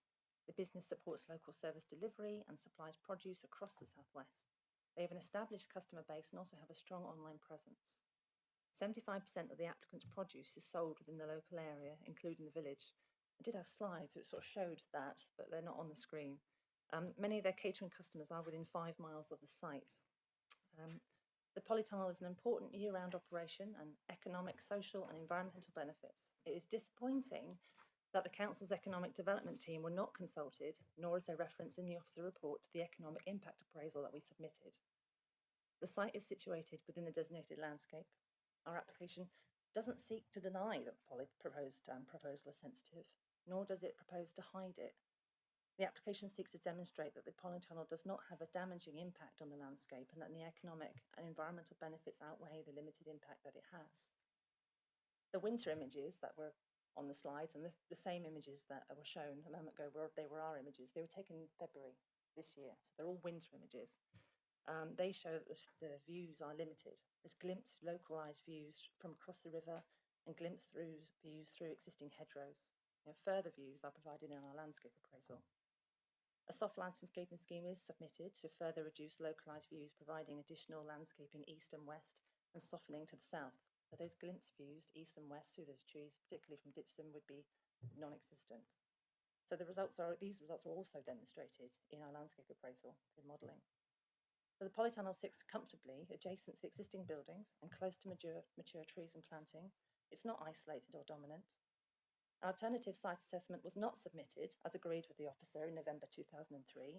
The pre-application advice that we received from the council concluded that other areas in the site were likely to be more visible, more sensitive, and that the polytunnel was sited in the most appropriate place. So the added value within the rural areas from the benefits generated by rural businesses is significant, and it's recognised by policy. The ONB management plan considers the local economy and recognises that the ONB is a living and working landscape. The Ms. plan George, supports sustainable rural business. I don't want to sort of stop you, but your slides are up there now. Do you want to go back through those to assist you? Because I think it was sort of unfair. You've fired along. Whether you wanted to reference some of those, we'll give you a little bit longer, another minute. Well, the first slide was just to show the function, the operation in the polytunnel, and that they've invested in equipment, they've invested in their growing equipment and partnership with growing feed producers and things like that, and that it's an ongoing, real farm diversification business. The next slide, if you move on, this was to show the retail customers, to show that they had an established customer base. So this is people they deliver to, every day pretty much. There's 23 existing businesses there, delis, catering, restaurants, things like that. This doesn't include their online presence, people who are buying and they're just posting things too. If you want to move on to the next one. These are views from our landscape appraisal. Now the first viewpoint is the view from Cornworthy, the same image that you showed in your presentation. The proposed image, actually, the top one, it shows some of the screening that was planted. So the proposed image, top image, shows the proposed landscaping, east and west. And like I said, the softening to the south. And the lower view is the one from the River Dart. Again, just to clarify, these are winter views. So what you get now would be even more limited views of the site. Move on to the next one. Again, this is the Ashbrington view, again, February 2024. And the landscaping, the soft landscaping would be again on this end. So additional trees to enhance the hedgerow and the existing trees that are actually there in that hedgerow, just to soften that end. And again, carry on down. So if you look at the next one is the landscaping. So it looks like a lot, but we've got trees either end and shrubbery to the front. It's not proposed to let the shrubbery grow up to screen the polytunnel because that would be detrimental to the polytunnel. It's to allow the airflow to and fro, to keep the natural ventilation, to keep the natural light, but to screen those views and enhance the hedgerows either side. Move on to the next one. This is where I got to. So the ONB management plan considers that the rural economy and recognises that the ONB is a living and working landscape. The plan supports sustainable rural business and farm diversification. It recognises local food produce as a growth opportunity and acknowledges the agricultural sector is changing. Local plan policies support the rural economy and rural businesses. The government actively encourages support for local rural businesses, and the NPPF clearly states that policies and decisions should enable the sustainable growth and expansion of all types of business in rural areas. So this final slide provides an illustration of the support that the applicant's business provides to the local economy. This is demonstrated in more detail through our economic appraisal that we submitted. It's hoped that you can see there that a lot of positive benefits from their business, and it's hoped that members will see the polytunnel enables sustainable farm diversification, is a successful and growing business, and is an asset that should be supported. Thank you. Thank you, Ms. George.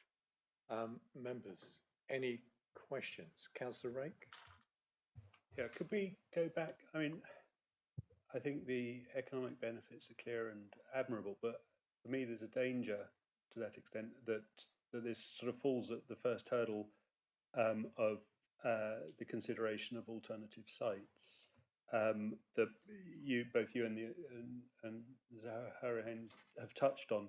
what's happened with that? Because you say you were advised not to submit it. Yeah, or- so in November 2003, we submitted a pre-app looking at different sites. It was David Stewart, who was the case officer at the time. We looked at sites further up the site, further down, that were openly discussed. I think we submitted a plan indicating polytunnel higher up. And you came to site and we had a look around. So further down the field you go, it's more screened by the hedgerow, which would not be good for produce and growing. And further up, it becomes even more sensitive. So after having those conversations, it was agreed that given the constraints, the polytunnel was sited in the best place. There's no need for hard standing or access tracks. It's on a relatively level end of the field. It's water, electric. It's clustered next to existing buildings with the barn behind it. It's not isolated. It works for the business and for the landscape, or considered to be most sensitively located in the landscape. So it was agreed in the pre-app that we didn't need to do an alternative site assessment, so we didn't submit one. Could I just follow up quickly, Chair, with your indulgence? In your sort of embryonic alternative site assessment that you did, but didn't sort of therefore submit, did that include any off-site options? No, they don't have any other land. So this land that was shown in the blue line is the land controlled by the applicant. It doesn't own it, so it's controlled by the applicant. And they farm it and cut it for hay. They do have some other land elsewhere, which is small fields dotted around, but again, not close to water and electric or close to existing property. They start early in the morning, they go all day, they deliver early in the morning. It's actually very labour intensive. They have 6 people working, 2 full-time, 4 part-time, and they imagine there'll be 6 full-time in the next 5 years. So there's a lot that happens early until you get to later afternoon when you're doing more of your admin. So the operational part of it is quite intense there. So there is nowhere else it could go. All the land in the control of the applicant is extremely sensitive. Thank you. Councillor Bonham. Yeah, thank you, Chair. Just a quick question, really, which is when you discussed the pre-app, was the polytunnel built at the time? It was, yeah. It was. So it was a pre-app, but was also retrospective. It was I'm a bit retrospective. confused about how that works. The applicant put up the polytunnel, not realising that planning permission was required to support. Sorry, that they did realise or they didn't? No, they didn't.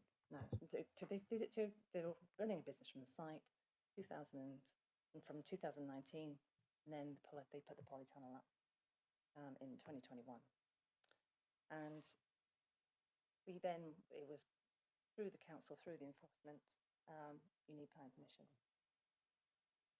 So we then thought, well, okay, we need to look at where else it could go, if that would be acceptable to explore, because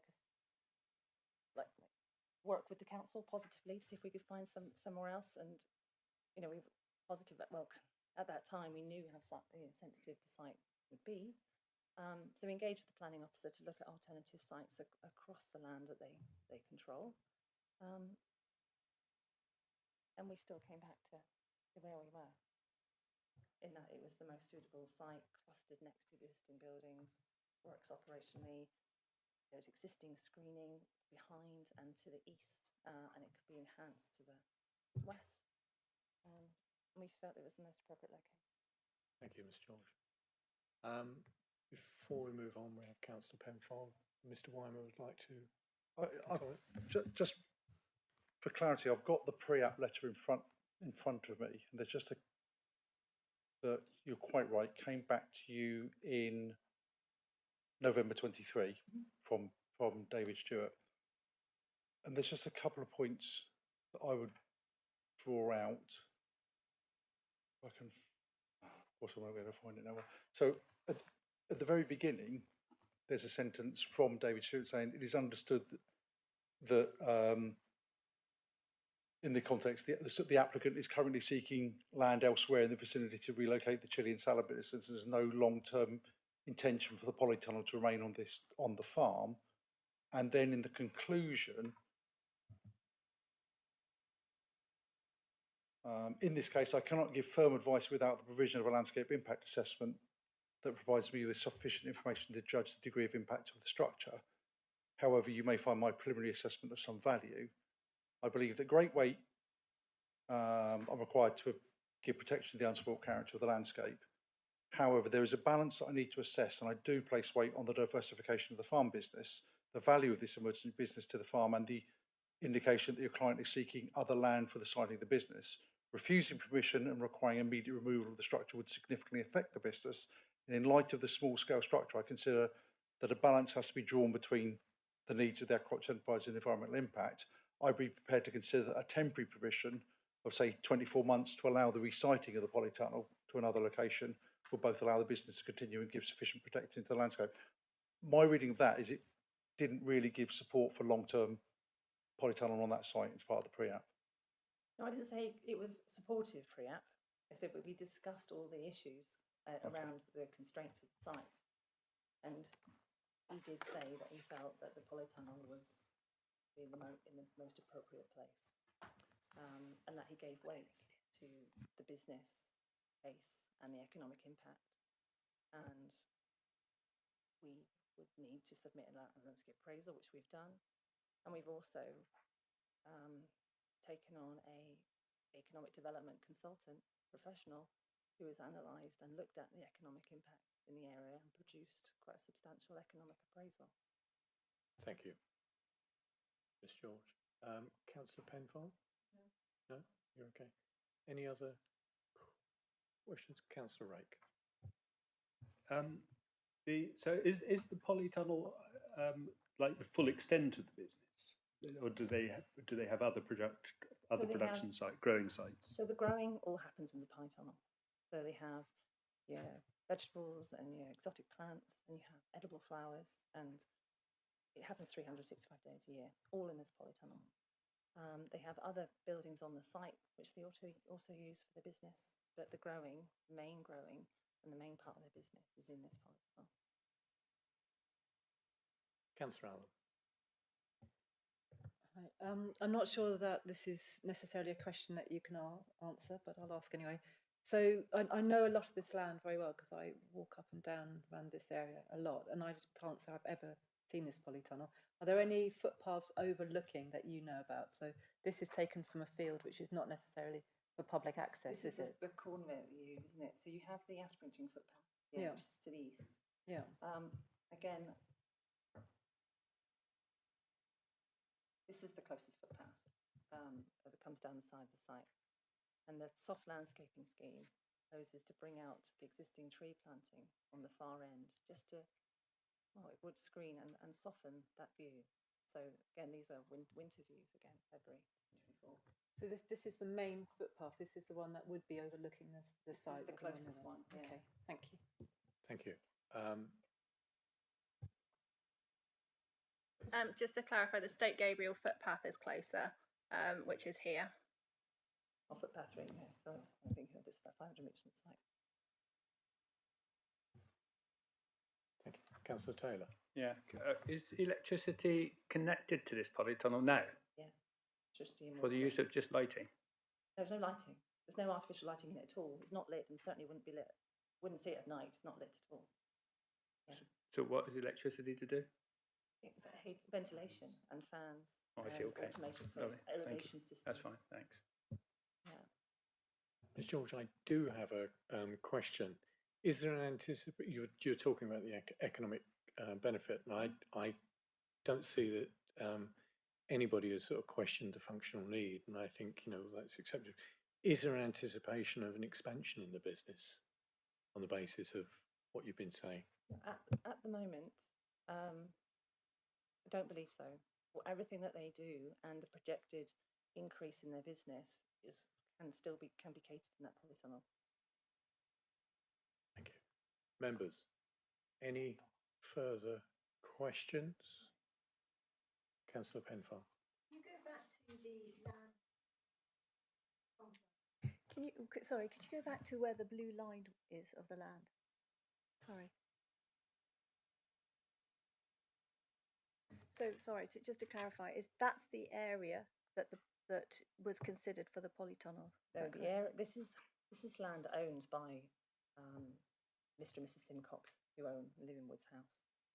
and it's in the blue line because the applicant manages it for hay.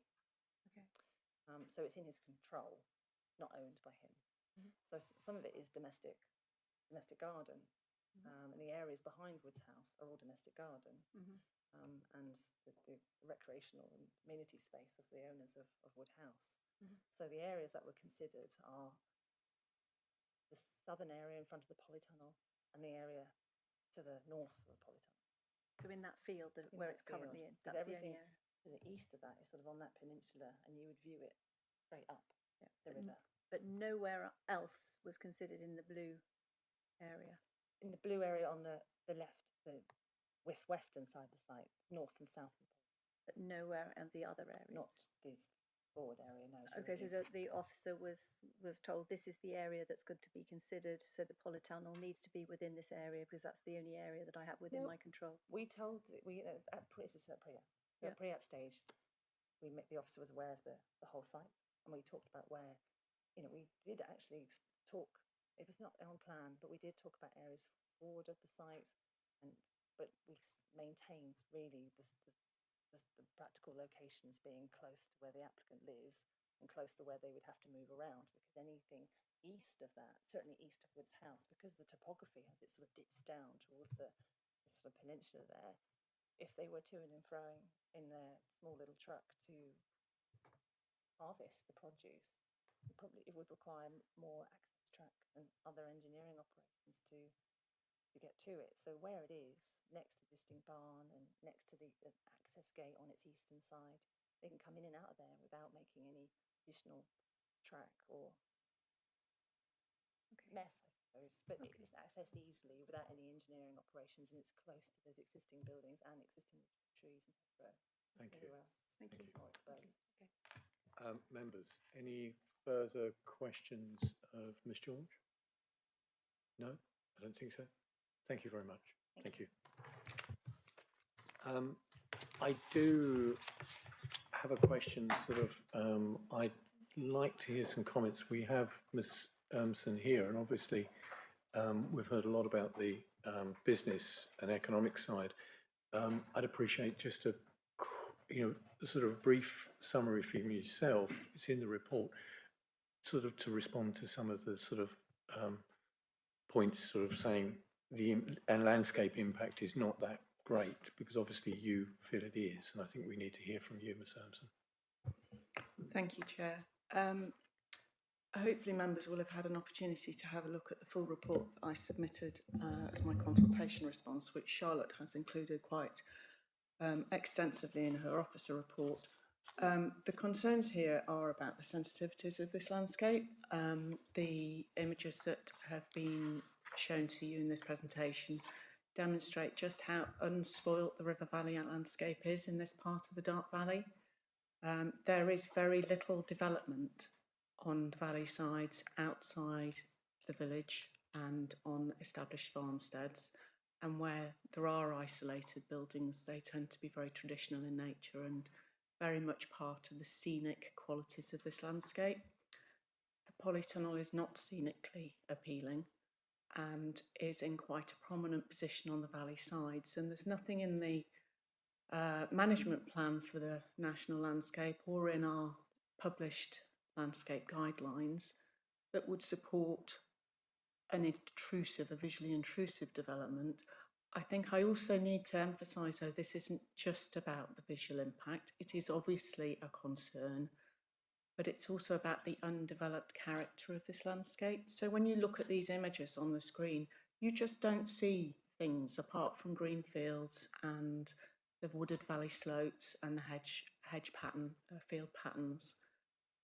It's unspoiled, and the polytunnel is an intrusive feature in that. And that's why I lodged an objection and have been quite consistent throughout the whole of the pre-app process and in advice to enforcement officers and in discussions about this application. So I very much hope that you'll take on board how sensitive this landscape is, how much protection we've got through policy and through legislation in terms of making sure that we are not just conserving and enhancing, but also seeking to further the purpose of the special qualities for which the landscape was designated in the first place. Thank you. Thank you. We'll move on with this. We don't have any speakers from the parish council nor from ward members.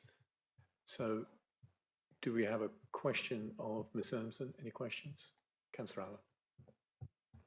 Thank you. You mentioned in your report that the applicant's intention is to grow the business on the site. I think the planning rep said that they didn't intend to. Why do you think they do? Is that a... There were quite a lot of discussions during the pre-application process about what the business was seeking to achieve and that their intentions to grow it. Right. The planning statement talks about it being a relatively new business, recently set up, and it has clearly established a degree of success in that process.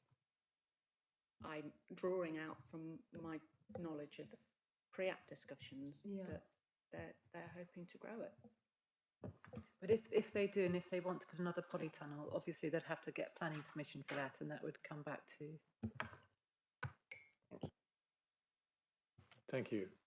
Members, as we have no further speakers, we'll move into the debate on this.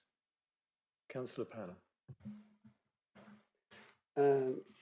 Thank you. I had the pleasure of doing another trip down the Dart 2 weeks ago with my family on a boat, and I was really struck from Sharpham House, which is quite prominent, overlooking the river, but in a very distinctive way. From Sharpham House right down to Ditcham, there's hardly a building to be seen, and it's so refreshing to see the woods and to some extent the fields there. And I think we are talking about a national landscape. It's a highly sensitive landscape, and it has received the highest protection that we can give to this type of scenery. And I think that's something we have to bear in mind. If you can show me, yes, that's the one I was going to ask for. Ms. George said that this building was not, or the polytunnel was not isolated or dominant. To my mind, although there may be buildings quite close, it appears to be both isolated and dominant. If we take the employment as a justification, one would hope that a business might grow, and if that business grows, we might well see another application for another polytunnel. And I think this is the wrong site and the wrong place. I think we have to consider the views of the parish council and particularly of our landscape officer, and give those a large amount of weight when we make our decision. Thank you. Councillor Bonham. Yeah, thank you, Chair. I think the first thing to say here is I've got a lot of sympathy with the applicants. I mean, I think we should be taking account of the financial and economic situation and encouraging small businesses, especially new startups that are trying to use the land in a productive way and maybe creative way with local customers, and we in general should be supporting them, but only in the right place. And I think what I read in the officer's report is a number of important factors, especially, as already been said by Councillor Panel, the siting of this polytunnel in the undeveloped coast. And what I'm reading here is that it should only be allowed by JLP policy Dev 24 if specific criteria are met. Relevant is that it requires a coastal location, cannot reasonably be located outside the undeveloped coast, and protects, maintains and enhances a unique landscape.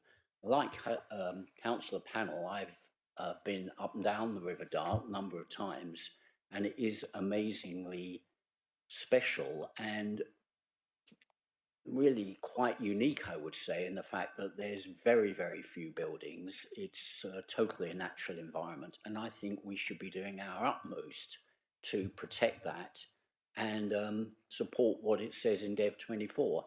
I'm also encouraged by the fact that the owners and the applicants are not owning this site, they have ability to use it.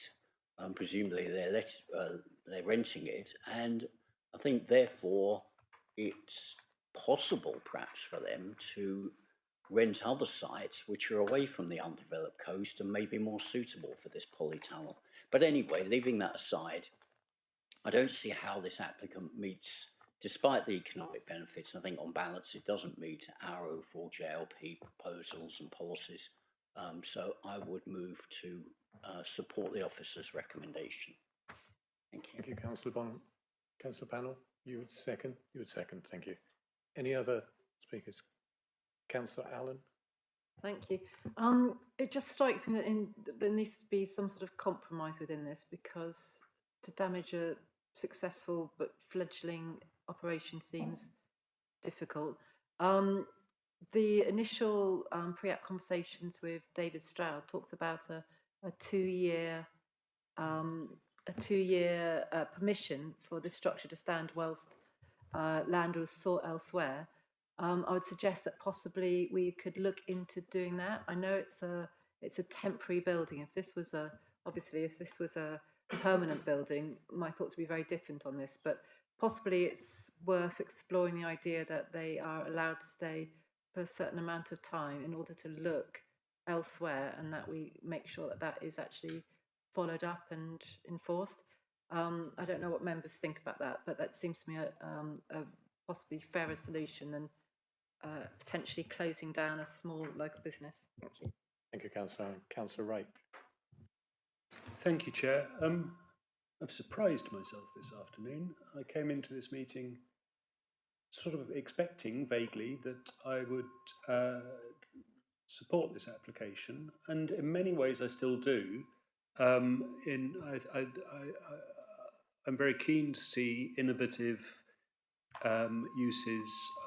innovative businesses in the area, and obviously those by their nature, especially innovative agricultural businesses, use land, in this case a small amount. But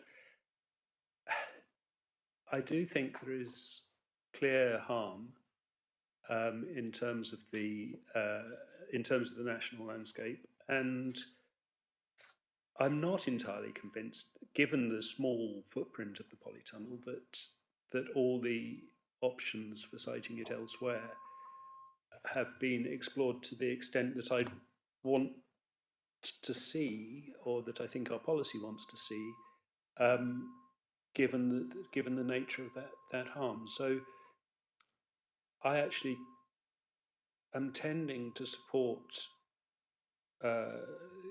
Councillor Bonham's motion, but I'm also convinced that some leeway should be given to the applicant, and I don't know whether in order to do that we would have to grant the approval for a limited period or refuse it with a condition or an undertaking that we wouldn't take enforcement action. But I think an outcome along those lines would be the best of both worlds, because that would give the business a chance to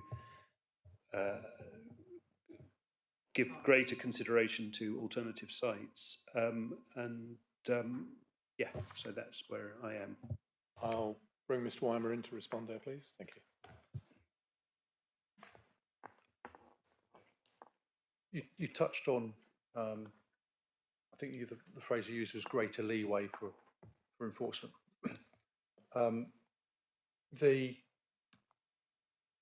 In most cases, there'll be a few exceptions to the rule, there always are, but in most cases, if you have any retrospective application that the member either is refused on a delegated basis or refused to quit, you'd expect an enforcement notice to follow in most cases. One of the considerations we've got when we issue an enforcement notice is allowing a reasonable time period for compliance with the notice. So it would be perfectly possible, or and it could even be an instruction from the committee that if it's refused, that when an enforcement notice is served, we do give a period of, say, 18 months, 2 years for compliance with the notice. That would give time to either will give time for the business to resolve siting and find an alternative site. So I think that would be my preference in terms of dealing with it in that way. So if it is refused, there's a clear motion from the committee that a long period for compliance, and I'm more than happy for you to suggest a period. I don't mind if it's 18 months, 2 years seems to be reasonable to me. That would be the way forward, I would suggest. In that case, Chair, could I ask Councillors Bonham and panel if they'd be prepared to accept that as an amendment to that we so instruct enforcement to include a 2-year period? Yeah, that would be perfectly fine for me. I think it's a very, very good suggestion. I welcome it. Thank you. Thank you. Thank you for that. We have that. Yes, it's Councillor Allen's suggestion. We have one more councillor who's indicated coming in, Councillor Oram. Thank you, Chairman. Well, actually, Councillor Allen is not the nail on the head, I think. What I was going to say was that, you know, although we do have a responsibility to the landscape and everything in it, this council was not in the business of strangling small businesses before they have a chance to really grow. So what I was going to suggest is that we grant it as a temporary grant, if that was possible. But actually, the suggestion by the officer, it makes more sense to decline the application, but to give a long period of time for the applicant to do what they need to. And also, I think it's worth mentioning that, you know, all businesses strive to grow. And although the speaker today has said that there doesn't seem to be a immediate desire to grow the business, and the landscape officer's report suggests that they probably do, I think it's safe to say that all businesses will eventually have a desire to grow in one way or another. So we'll have to take that into account in this application. So in summary, actually, I would say that I would support this recommended proposal as amended by Councillor Rake, and to give the 2-year time period for the applicant to do what they need to do for their business. Thank you, Councillor Oram. Do we have any other councillors wishing to speak? If not, we have a proposer and seconder. Just for complete clarification, the enforcement element, it will be instruction to the head of development management rather than just a instruction to enforcement. Yeah. So that's clear to members what we'll be voting on. We have a proposer, seconder. We now have no further speakers. I'm Councillor Allen. Sorry, just to clarify, we're looking at 2 years, not 18 months. Yes. Right. With that clarification, we have a proposer and a seconder. It is, as discussed, for refusal of this application. Can I have a show of hands on that, please? Thank you. That is unanimous. That is refused, but with that caveat that was added to it. Thank you, members. That closes this section of the meeting for planning applications. We are at 2:10. I am going to suggest that lunch is available to us in the members' room. Can we? I thought it was in the. Yeah. We'll find out whether it's dining room or dining room. Okay, in the dining room, and we recess until.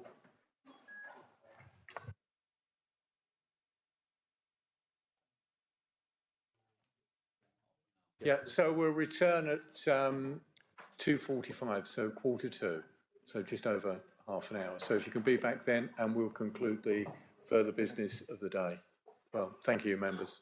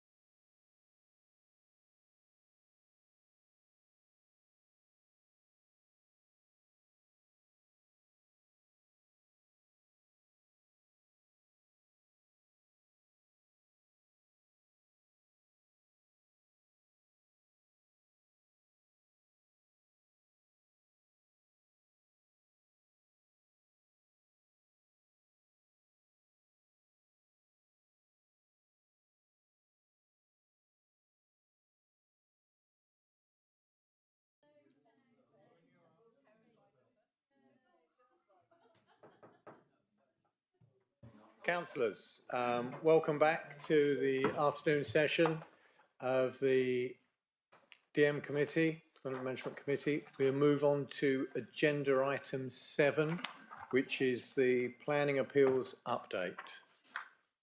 Mr. Weimer. Thank you, Chair. I'll try and go through these relatively swiftly, but we've got a number, so I apologise if it take a little bit of time. And I've got some plans for each of them. So if we start at the top, outline application for 3 self-built dwellings at Frogmore. So as you can see, that was the,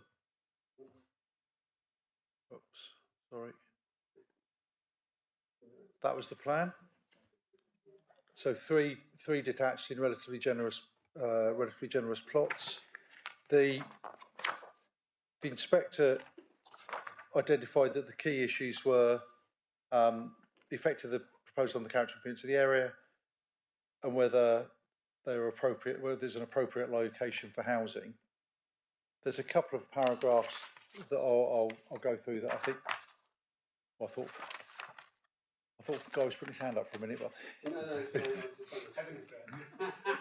but so the inspector considered that the existing built form to the south and southwest site boundaries predominantly comprise modest-sized buildings with plots set within fairly close proximity to their site boundaries and to each other.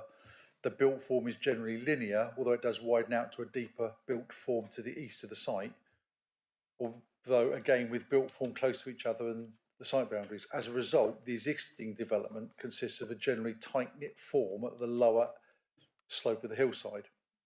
In contrast, the proposal would result in 3 large plots comprising 3 dwellings located centrally within the plots, accessed off a road that would also be slightly detached from the built form.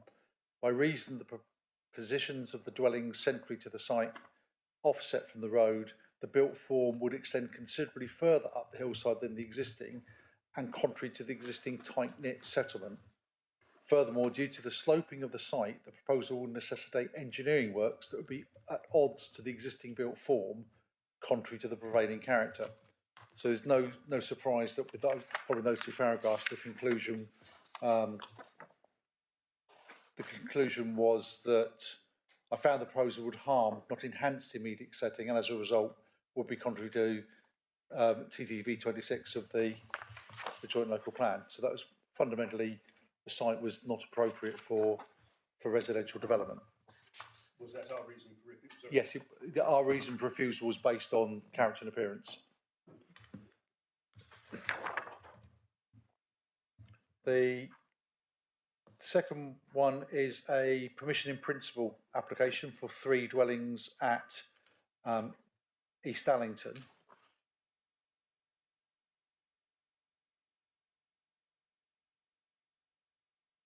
So because it's permission in principle, all they really need to do is a red line on a plan. It's an old-fashioned outline if you're a planner of my age. So it's simply, is it acceptable in principle? And the main issue is, was the site suitable? The inspector drilled down to East Allington has a relatively compact form, and the council acknowledged that the appeal site is within walking distance of the new shop, church, primary school, public house, play area, skate park, and a small number of businesses. Notwithstanding this, the appeal site itself is an undeveloped field surrounded by established and mature hedge banks. For these reasons, I conclude it is rural in character and therefore outside the built-up area. Accordingly, residential development on the appeal site would not comply with policies TTV1 and TTV 25. And in terms of design, in terms of the scale of the development, I saw at my site visit that East Allington comprises of a mix of dwelling types and sizes. However, access to the appeal site would be via Lister Way, which I saw consisted of a relatively high density housing, largely in the form of terraced housing positions close to the back of the footway. The development of the appeal site for 2 or 3 detached 4-bedroom dwellings would be in sharp contrast with this, providing detached dwellings in spacious plots. This would not be an efficient use of the appeal site and result in development which would be out of character with the density form of the residential development. Actually, was that the development sort of sign issue to the other fields? Because we looked, is this the one where we looked at an entire field in terms of development, and then there was the community orchard aspect with the footpath running beside it? Yes, I believe so. Right. So, oh, okay. So they're saying it was about the character of the area, not issues with the footpath. Correct. Oh, that's my reading of the inspector's decision. Oh. Yes, in this particular case. Thank you. On the form, it says 3 dwellings, but I can only see 2. Underground. I agree. That's just that. Yeah, I agree.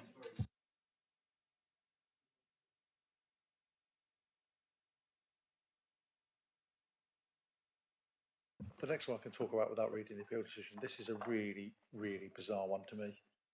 So it's an application for change use of redundant offices to residential. We were absolutely happy with it, other than because it's within the area, they needed to pay the Tamar Valley EMS contribution. The applicant refused. I'm not going to pay that. So we refused it simply on the basis of you haven't dealt with the European site because you haven't made your payment. He's gone to appeal, and the inspector. If you want to read around what's the Tamar EMS all about, and what are the implications, what you should do. This is a really good, concise appeal decision to pick up all the issues about the Tamar EMS, and it was I would have been astounded if the appeal would have been allowed, because the inspector just can't allow it without that mitigation, because it's a European site. So that's I'd strongly advise everyone to have a read through this if you're not sure about the Tamar Valley EMS, and the sphere of it obviously goes to Modbury, covers pretty much all of Ivor Ridge. I think that covers all of Ivor Ridge up as far as Tavistock. So it's then into Cornwall. So it's quite a big chunk. But that's a really, really well worded and good appeal decision. How much would they have had to pay for that? It's not on in the great. Is it 400 or 500? It's less than 500. Yeah. It is. I do find the boundary odd. I wouldn't disagree. It's a catchment area. In what? Ultimately, that's the boundary that's been approved, and we wouldn't be looking to see that. But I just find it really odd for a few £100 they could have had a planning permission. It will cost them more now to actually reapply, just for the planning fee to reapply.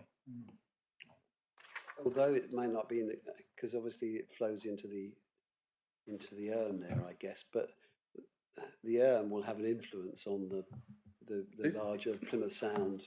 But it's not. This is to do with recreational pressure. So I thought it started off with like a 12-kilometre area around the valley. But I think it's definitely increased now. But it's about residential pressure rather than recreational pressure rather than anything specifically to do with pollution from runoff.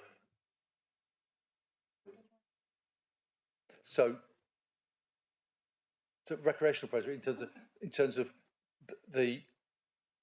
as the population grows for residential, it's more likely that they will be using areas on in the estuary to either boating or walking or using the beaches, the footpaths, and that in itself, that additional use causes harm to the ecology, and therefore the money goes into a pot for schemes to mitigate that harm. So, if we're with the area being odd, I don't have it to mind, and it covering Ivy Bridge. Yes. No, I've lost it. As you were. This is, to be fair, this is the first time anybody has queried the necessity for it, because most people would read through it and go, oh yeah, I understand that, and it's a relatively small sum, and I have to do that, whereas it is impossible for any authority to grant planning permission because you're breaching what was a European site, but it's Is it a one-off payment? yes. It's a unilateral undertaking, a one-off payment. Once you paid it, no problem. So it is a very bizarre decision, in my personal opinion, to take something like that to appeal. Because if they'd gone to any planning consultant, I think they would advise them this just is not. It is not possible for the inspector to approve this. Just agree to pay and get your permission and move on. It's a very strange one.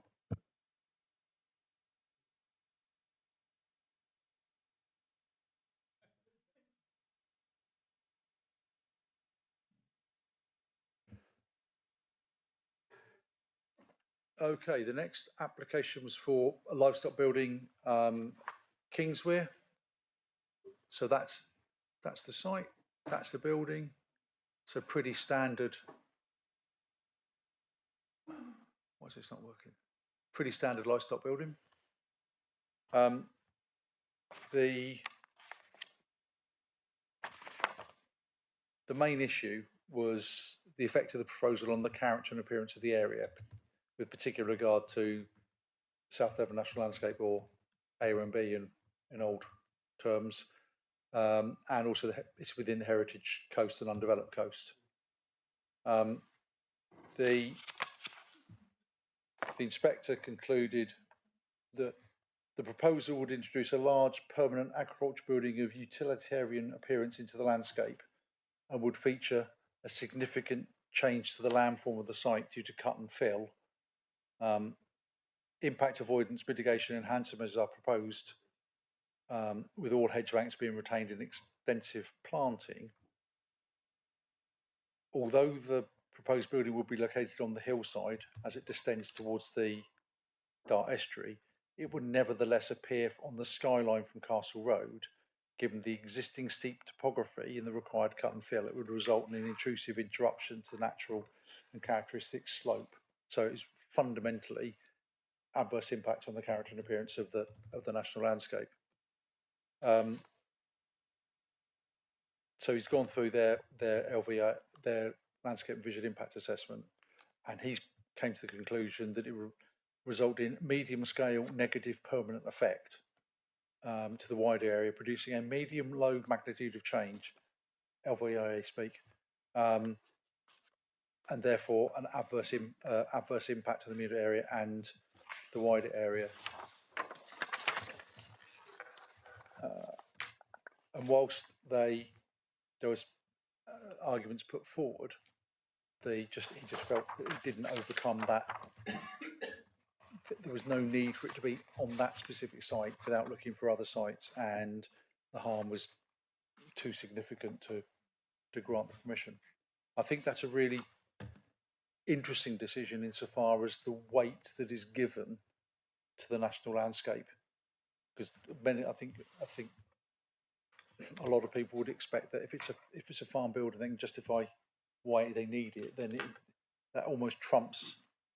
It can go in anywhere, but that's clearly not the point, or not the case, and not the point. That we do need to be really careful and make sure that the national landscape is given the highest possible protection, because that's illegal.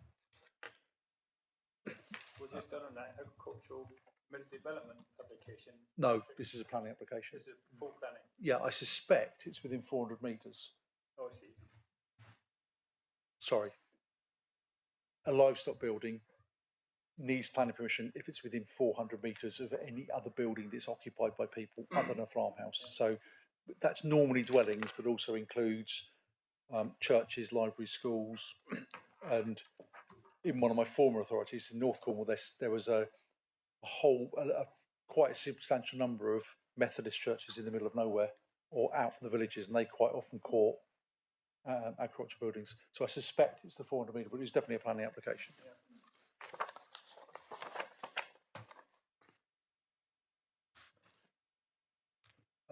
2380 is an application for a dwelling at Warfleet Creek Road.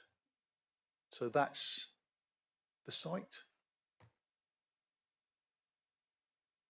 and that's the block plan. So it's a prefab. It's literally down on the creek, on the side of the creek. Pretty much, yeah. It was refused on a delegated basis, as far as I can recall, and the appeal was dismissed. All of these so far have been dismissed. This is quite a lengthy. There were something like 10 reasons for refusal, so it's quite a lengthy appeal going through all of them. There's been so many buildings. Mm-hmm. 9 new walkers. They have. I'll go through the various sort of points that are raised. So in terms of location, in areas such as the appeal site, the neighbourhood plan policy H2 and the local plan policy TT7 are supportive of affordable housing proposals, subject to certain circumstances, while TTV 26 supports proposals that respond to a proven need, agricultural, forestry, other occupational. The appeal site is also located with the undeveloped heritage coast.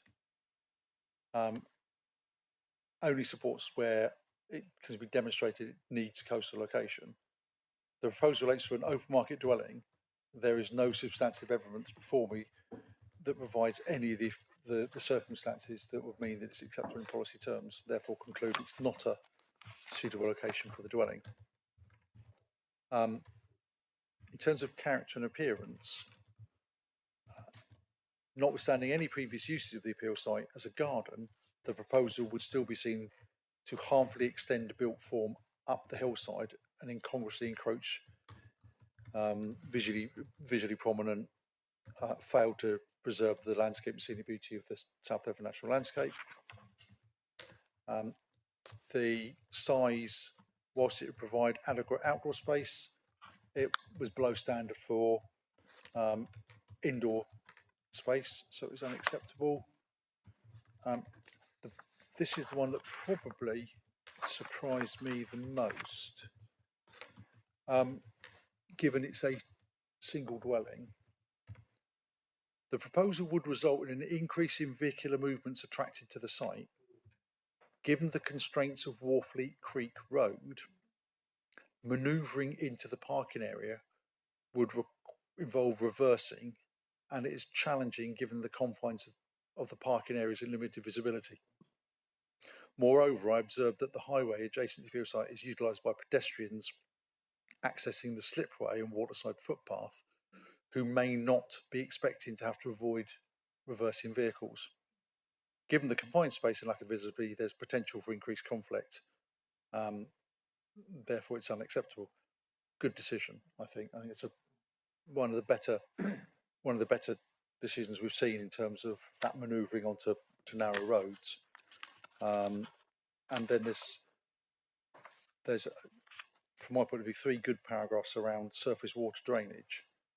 They had permission from South West Water to go into the drain, to go into combined sewer for surface water, but there's no details of how they were going to get there, and it's really steep ground. And the inspectors basically said it's not a reason for refusal, but you wouldn't be able to grant it without having the details demonstrating how you'd actually get the surface water to that main sewer because of the changing levels. And it also had a harmful impact on grade 2 lime kilns and the quay, both of which the significance would be diminished if it was there. So it was unacceptable for a number of reasons.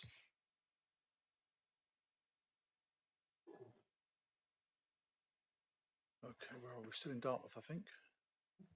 So Newcomen Road in Dartmouth. So is the change use of to residential. So that's the site. This is existing plans, and I draw your attention to this east elevation at the bottom. Sorry, go back. And then the proposed east elevation onto the street is, apologies, very small, but it's the middle image at the top. Is effectively wooden, or it becomes wooden garage doors fronting the street scene rather than the shop front that was there previously. And that's key. So there are a number of issues in terms of whether the loss of commercial floor space can be justified, the housing mix, highway safety, and impact on the conservation area. In terms of loss of commercial floor space, it is clear from the evidence before me that reasonable attempts have been made to market the property for a period of in excess of 12 months, and that this has not resulted in any offers being made. On that basis, I'm satisfied the appellant has demonstrated there's no reasonable prospect of a site being used for employment use in the future. That's happy with the. I'm also mindful that the current property consists of a 4-bed maisonette. As such, the appeal proposal replacing one large family house with another large family house, who didn't find there's a problem with housing mix. In terms of highway safety, was not persuaded that the loss of on-street parking in this instance would be significant, and accordingly don't find any conflict with the proposal. There are two issues, and the first one is, again, why people don't sort this out before they make the applications or go to appeal, I don't know. The appeal is accompanied by a preliminary rooster nest assessment. This is detailing the results of a survey carried out in June 22, and this decision was last month. It states that the results of the survey contained are valid for 12 months from the date of the survey. The survey was therefore out of date at the time the council determined the planning application. The appellant's statement refers to the preparation and submission of a preliminary agricultural survey during the appeal period.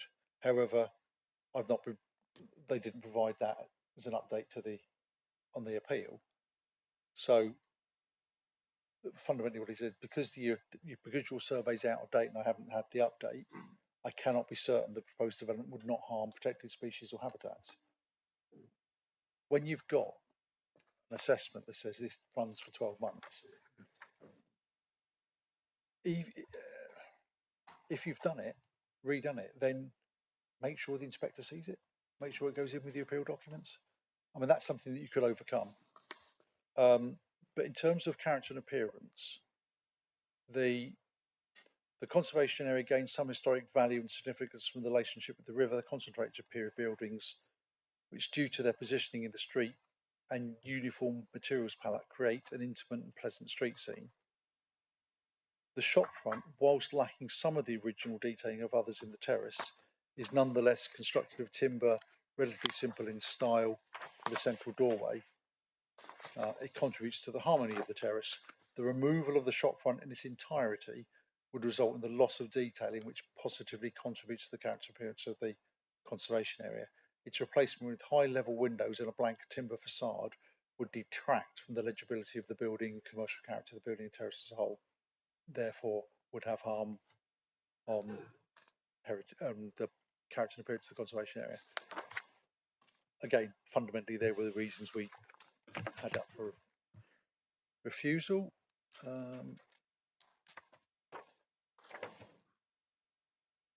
Number 7.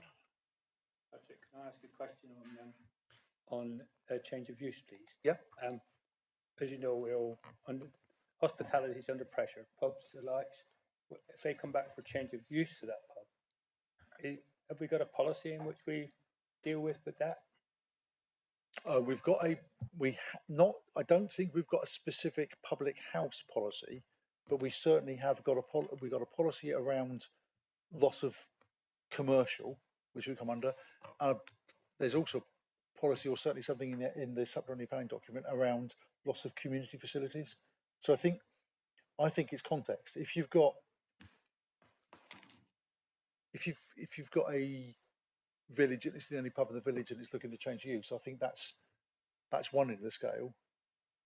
if you've got a pub in a town where there's lots of them, then I think it's probably easy to argue that the loss of that is less of an impact. But they lots of pubs and post offices seem to be the most emotive subject, and I don't think I've seen an application yet where when someone saying, right, we're going to come out of the pub, there isn't an application to get it listed as an asset of community value, to give the community the opportunity to purchase it before it's sold. But that's not really, that's separate to planning. Yeah, I mean, there's 4 in there. Yeah. Well, I didn't know. I don't frequent the pubs probably as much as you do. But so. Oh yeah, that's right. Yes. Councillor Foster, past Councillor Foster and I visit them regularly. But there's 4 in there. Yeah. And it just can't survive. So one of them said, what's the situation we're going to use? And I think that they would need to make the case that there's the continuation. Bless you. The continuation of all 4 just isn't financially viable. And one of the things they'd have to do is put it. I'm assuming it's not a tenanted house, so they'd have to put it on the market at a rate that reflected the value of the value. I would suggest for at least probably for 12 months to demonstrate there's no. As a going concern. To demonstrate there isn't an ongoing viable business in the same way as this one was marketed for 12 months and the inspector accepted. That demonstrated that there's no use. But it is all, generally speaking, these things always get a little bit emotive. Because if he stayed open for 12 months, he could bankrupt. Well, yeah, I'm not. As an authority, we can't force people to stay. No, I know. To stay open, but we can say, well, you really need to market it just to demonstrate there isn't a market for it. South Hewish, extension of a parking area seems quite innocuous. Shall I show you the photograph? It's the area in here, so it's relatively. I'm assuming it's an area you know. Yeah. It's relatively prominent. I think this is a really well worded decision. So, and Chris Rose, who's the inspector, who used to be my equivalent in Taunton Dean and West Somerset when it existed. I haven't seen this argument taken forward before, so I think it's a really good learning point for officers here.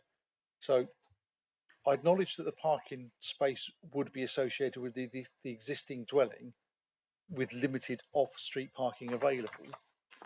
Nonetheless, I observed at my site visit that number 2 Elm Cottages benefits from 3 car parking spaces, 1 in a lay-by to its frontage and 2 on the existing raised parking area. I acknowledge that the parking spaces are narrow, restricting access to vehicles, but they are usable, and provision of an additional parking space would not guarantee the provision of an additional passing space on the road. Furthermore, I note that the Highway Authority had no detailed comments to make, so no objections, and I have limited evidence of accidents in this location. I do not find an occupational or highway safety need for additional parking has been demonstrated. So fundamentally, they haven't been able to. He took the view that you need to show me why this is needed, whereas I think most inspectors say go straight to does it cause harm rather than the need. When it comes to harm, because it's the other side of the road and what they're doing, he concluded it would have harm to the landscape, and that harm is not outweighed by the need. Therefore, he's concluded the appeal site is not an appropriate location for the proposed development, which I think is it justified the refusal, but I think the way he's gone about it really methodically. Again, it's another appeal decision that's well worth reading. Mark, if you want to come in on that. It's a good one because most people think, oh, what's the problem having another parking space? But I agree with the officer on it, and I think having read that, it's a useful and really well thought out refusal from the inspector.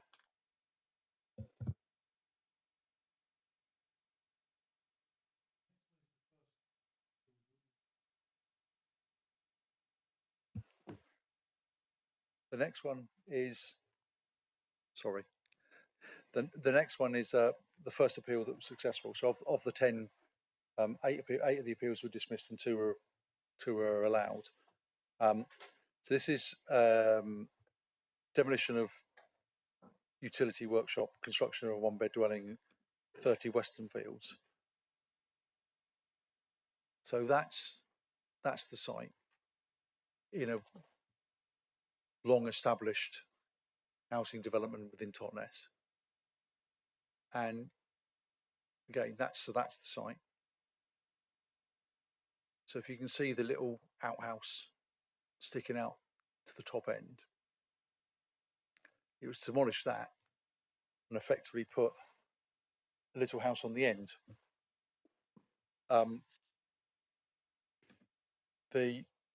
The two issues that the inspector identified was the effects on the character and appearance and whether the external areas would be sufficient for day-to-day needs, because it's this area here and then just this tiny space there, because that's remaining for the existing property. And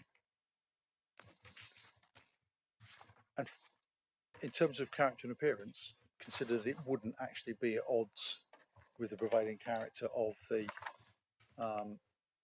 area, which is I accept as a combination of semi-detached and terraces. I think my view was it's squeezing it in quite tight, and if this is allowable, how many others now in that state would you be able to find to do the same? Then perhaps that's not a bad thing. It would be providing lots of small, inevitably slightly more affordable units. So perhaps it's not a bad thing, but considered that it was acceptable in terms of scale and design.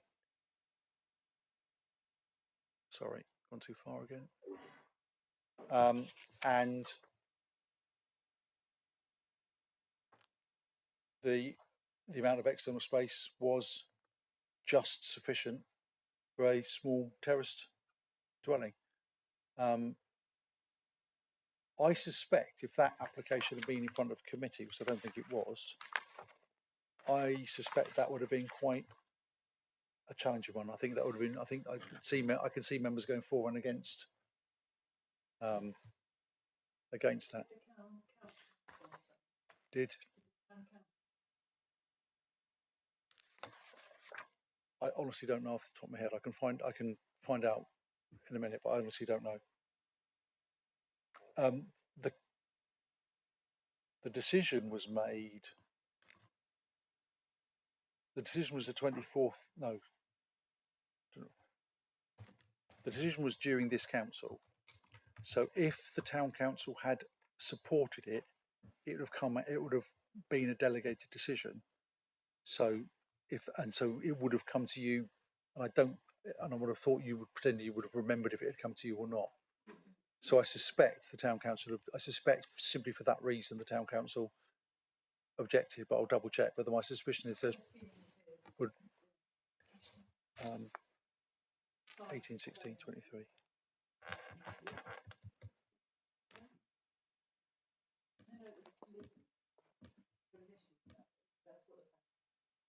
Bear with me 1 second. I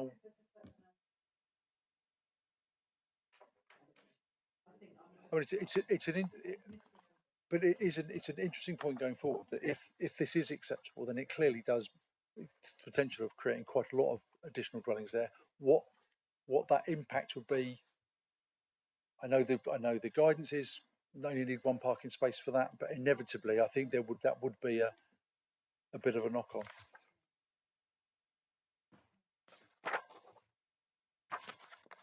Of all of the appeal decisions, if you're going to read one, please read the next one. Yeah, what was it? Can you circulate it to us again then, please? The tower in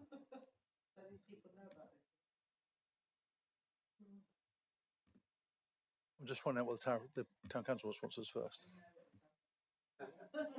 No, not on that one. I know, I'm fully aware. Town council support. But concerns about the design and over massive. On the Western Fields. The no, that's Collar Park. That's a different one. It was land at Western Fields, wasn't it? It was. So they supported Western Fields. They supported it. Okay. Town council supported Western Fields. Okay. So telecoms mast next to Babbage Road Industrial Estate. So that's the site, and that's the mast. Now, the reason why I think this is a really good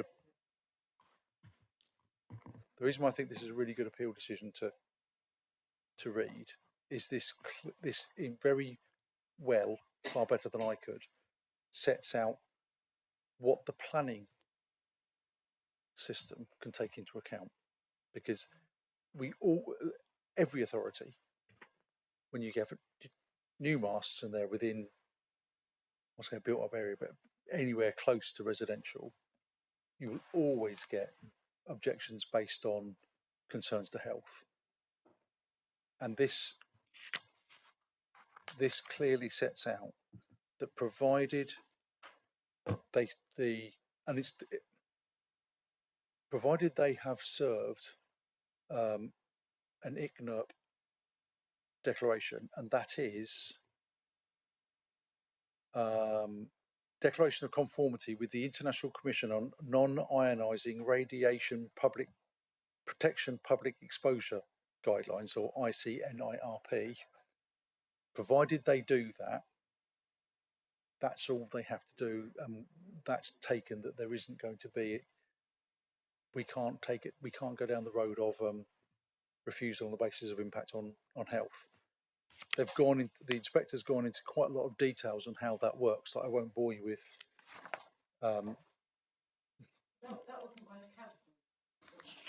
We refused it on the basis that we didn't think they had done the ICNIRP, followed the ICNIRP guidelines, and I think between the application and the appeal, they did. They confirmed it. No, it's not why we refused it, but when if you get one in your ward, you will get lots of people. So many. So I think this is a really good one on how you take it into account, and fundamentally, it conclude the site and its appearance would not harm the amenity of the adjacent footpath or the character and appearance of the surrounding area was fundamentally the decision.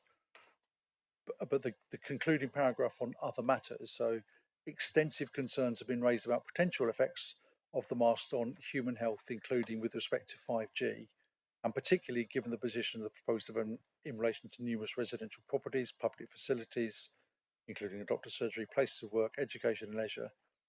I recognise the significant number of concerns raised by objectors on this issue and the extent of those concerns, particularly with regards to vulnerable people and those with electrosensitivity, and the extra protection afforded to them under various legislation, including the Health and Social Care Act 2012.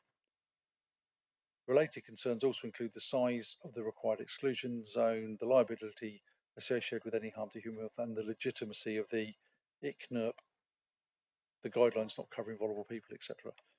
And developers being allowed to self-certify. Can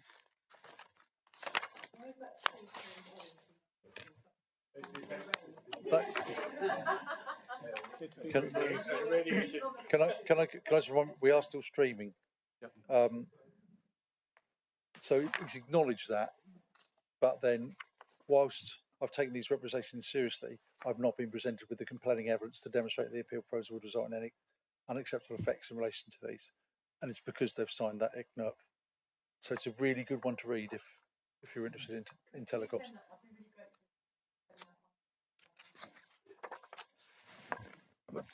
Circulate to all members of the committee.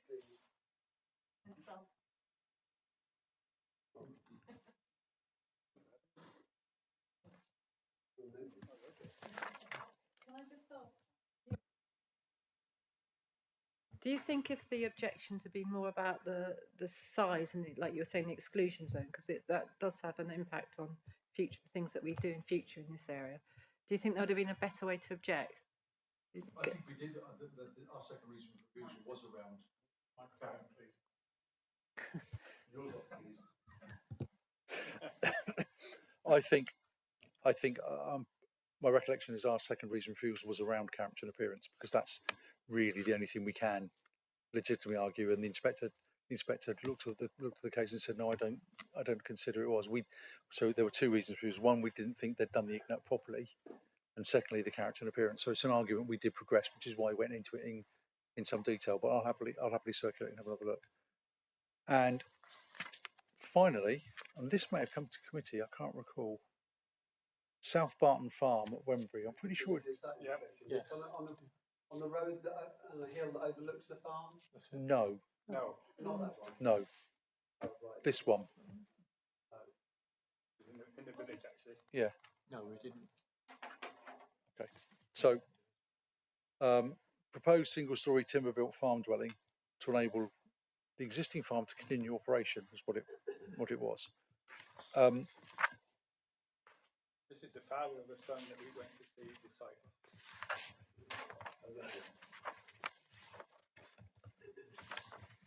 I'll say a little bit more about this after the meeting. But the inspector just simply wasn't persuaded there was an essential need. So one of the paragraphs is the applicant has set out there's an essential need for 24-hour presence, stated that calves that regularly buys, there's a turnover, but given the lack of written evidence, it is unclear if the numbers present on site were typical of the enterprise or not. It is also unclear as to the number of hours per week the appellant would typically spend caring for the livestock and whether there's any essential need. So I think he just wasn't persuaded there was a functional need for it, because he concludes on that point, having regard to the limited evidence before me, I'm therefore unable to conclude that the appeal site is an appropriate location for housing, having regard to the requirements of the development plan, as in it's only going to be suitable if it's required for a rural worker, because it already concluded that this was outside of the village and more akin to being rural, the countryside rather than within the village, and also concluded that whilst the appeal site is relatively well screened for the public right of way, I was nonetheless able to glimpse the site along sections of the route. I'm in no doubt that this visibility would likely increase in the winter months when the trees are on leaf.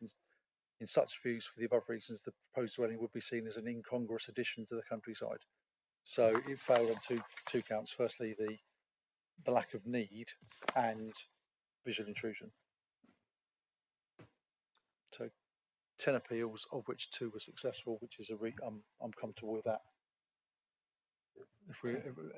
Anyway, I would expect us to be around 70% success, 30% not. And I've said this before. If we won every appeal, I would be concerned that we were not. We were perhaps being a little bit generous with the 50-50 decisions. You'd expect that a lot of planning is subjective, isn't it? There's lots of quite clear-cut policy, but a lot of subjective in terms of impact on the countryside, or visual impact. So I would expect a number of those decisions for the inspector to come to an alternative conclusion. If they didn't, I would think we are perhaps not interpreting the policies properly. Thank you, Pat. That concludes agenda item 7. We have agenda item 8, which is the update on undetermined major applications. And this is a standing item. If you've got any questions, relevant questions on any particular points in your areas of concern, you can contact the officer to find out further sort of information or clarification on it. We have, or if there's any questions, for those, just let me know at the end of the meeting and I'll take them away. Take them away, yep. We move on to what is the first of the new updates on planning enforcement following the new procedures and processes in place. We have Helen Smart with us today to run through. Can I just, before we start on this, this is just an update on the particular data coming through, not individual cases.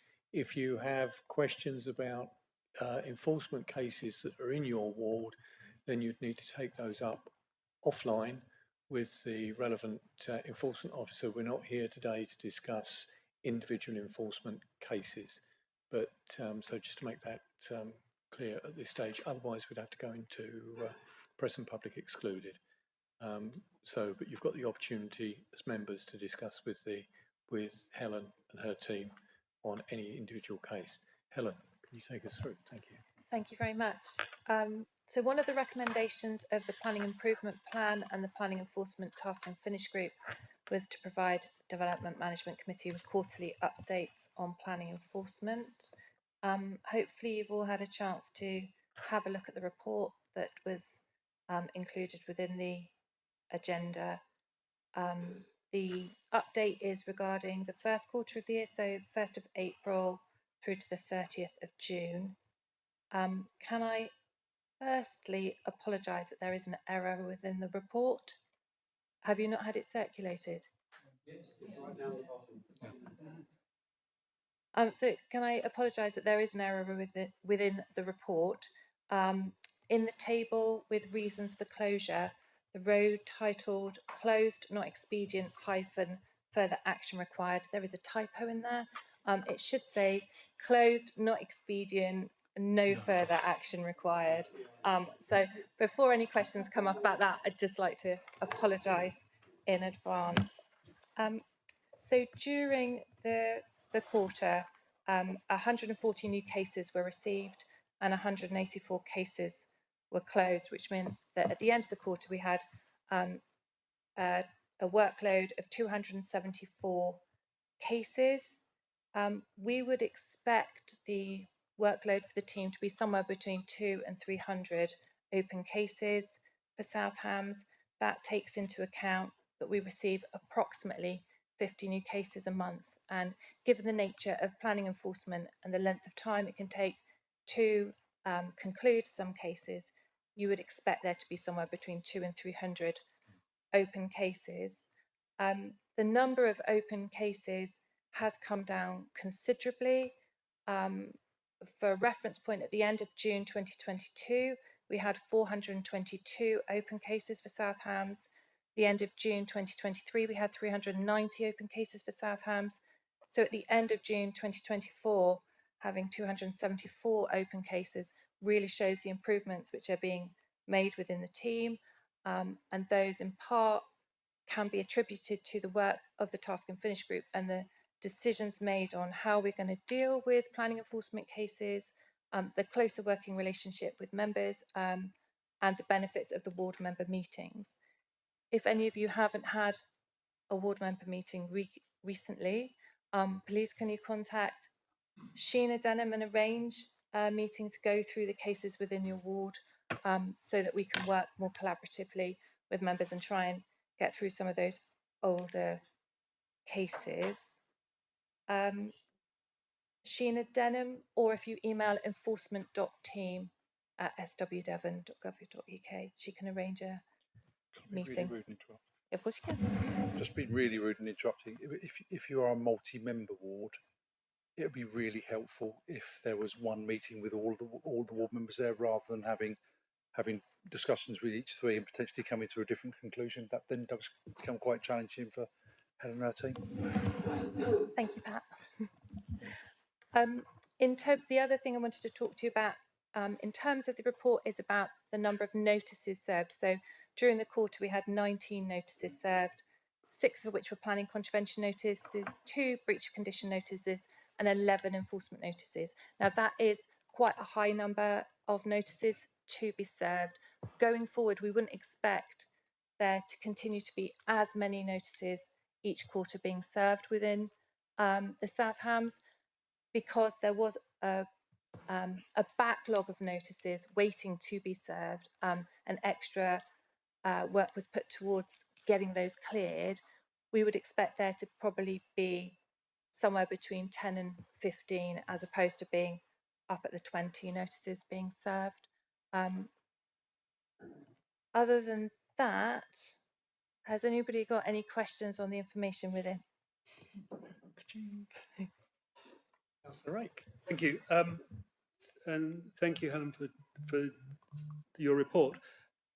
I would hate to be thought of as adding to your workload, but I think alongside the report as it stands, it would be really useful to get some idea of the maturity of the outstanding cases, which isn't, because if that's 274 cases that have been open for a decade, that's a very different picture to 274 cases that have been open for 6 months. So I don't want to make work for you, but if that information is readily available, I think that would be a useful addition to this report going forward. So that information is readily available, and it is produced as part of the key performance indicators, which go to, I forget where they go. Executive, thank you. Should probably add them to this. So we can definitely add them to that, to this, and that is something that we're working on. In particular, really trying to focus on those cases which are around the 4-year mark. We've brought that right down. The majority of the cases that we're dealing with are current and up-to-date cases. In terms of, if you look at the table which has reasons for closure, then the 21 cases which are closed at triage are cases which are dealt with purely on a desktop basis from the information which comes in from the complainant. So we're able to actually now deal with them at point of receipt. So if planning permission already exists, if it's not a planning matter, then we're actually able to resolve them and deal with them straight away now, which we hadn't been doing previously. Members, any other questions of Helen? No? Helen? Well, I'd just like to put on record the massive amount of work that Helen and the enforcement team have done, really bringing these down, and the efficiencies that have been achieved, not least through the task and finish group, but the level of work put into this and where we are now compared to where we were when I first started is chalk and cheese. I think it's just a really massive well done. I just want to publicly say massive well done to the enforcement team.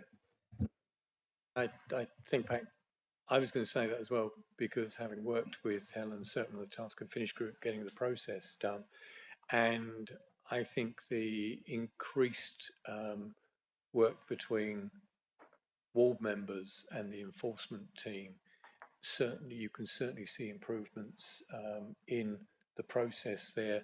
You can see movement forward. So I think it is a massive thanks to Helen and her team for getting it to this stage, which 274, given the number of cases that come in and what we've had in the past, is, as we said, what would be expected for an authority this size. But I think it is a lot of work, and having a very efficient and professional team there, and having the legal backup as well now.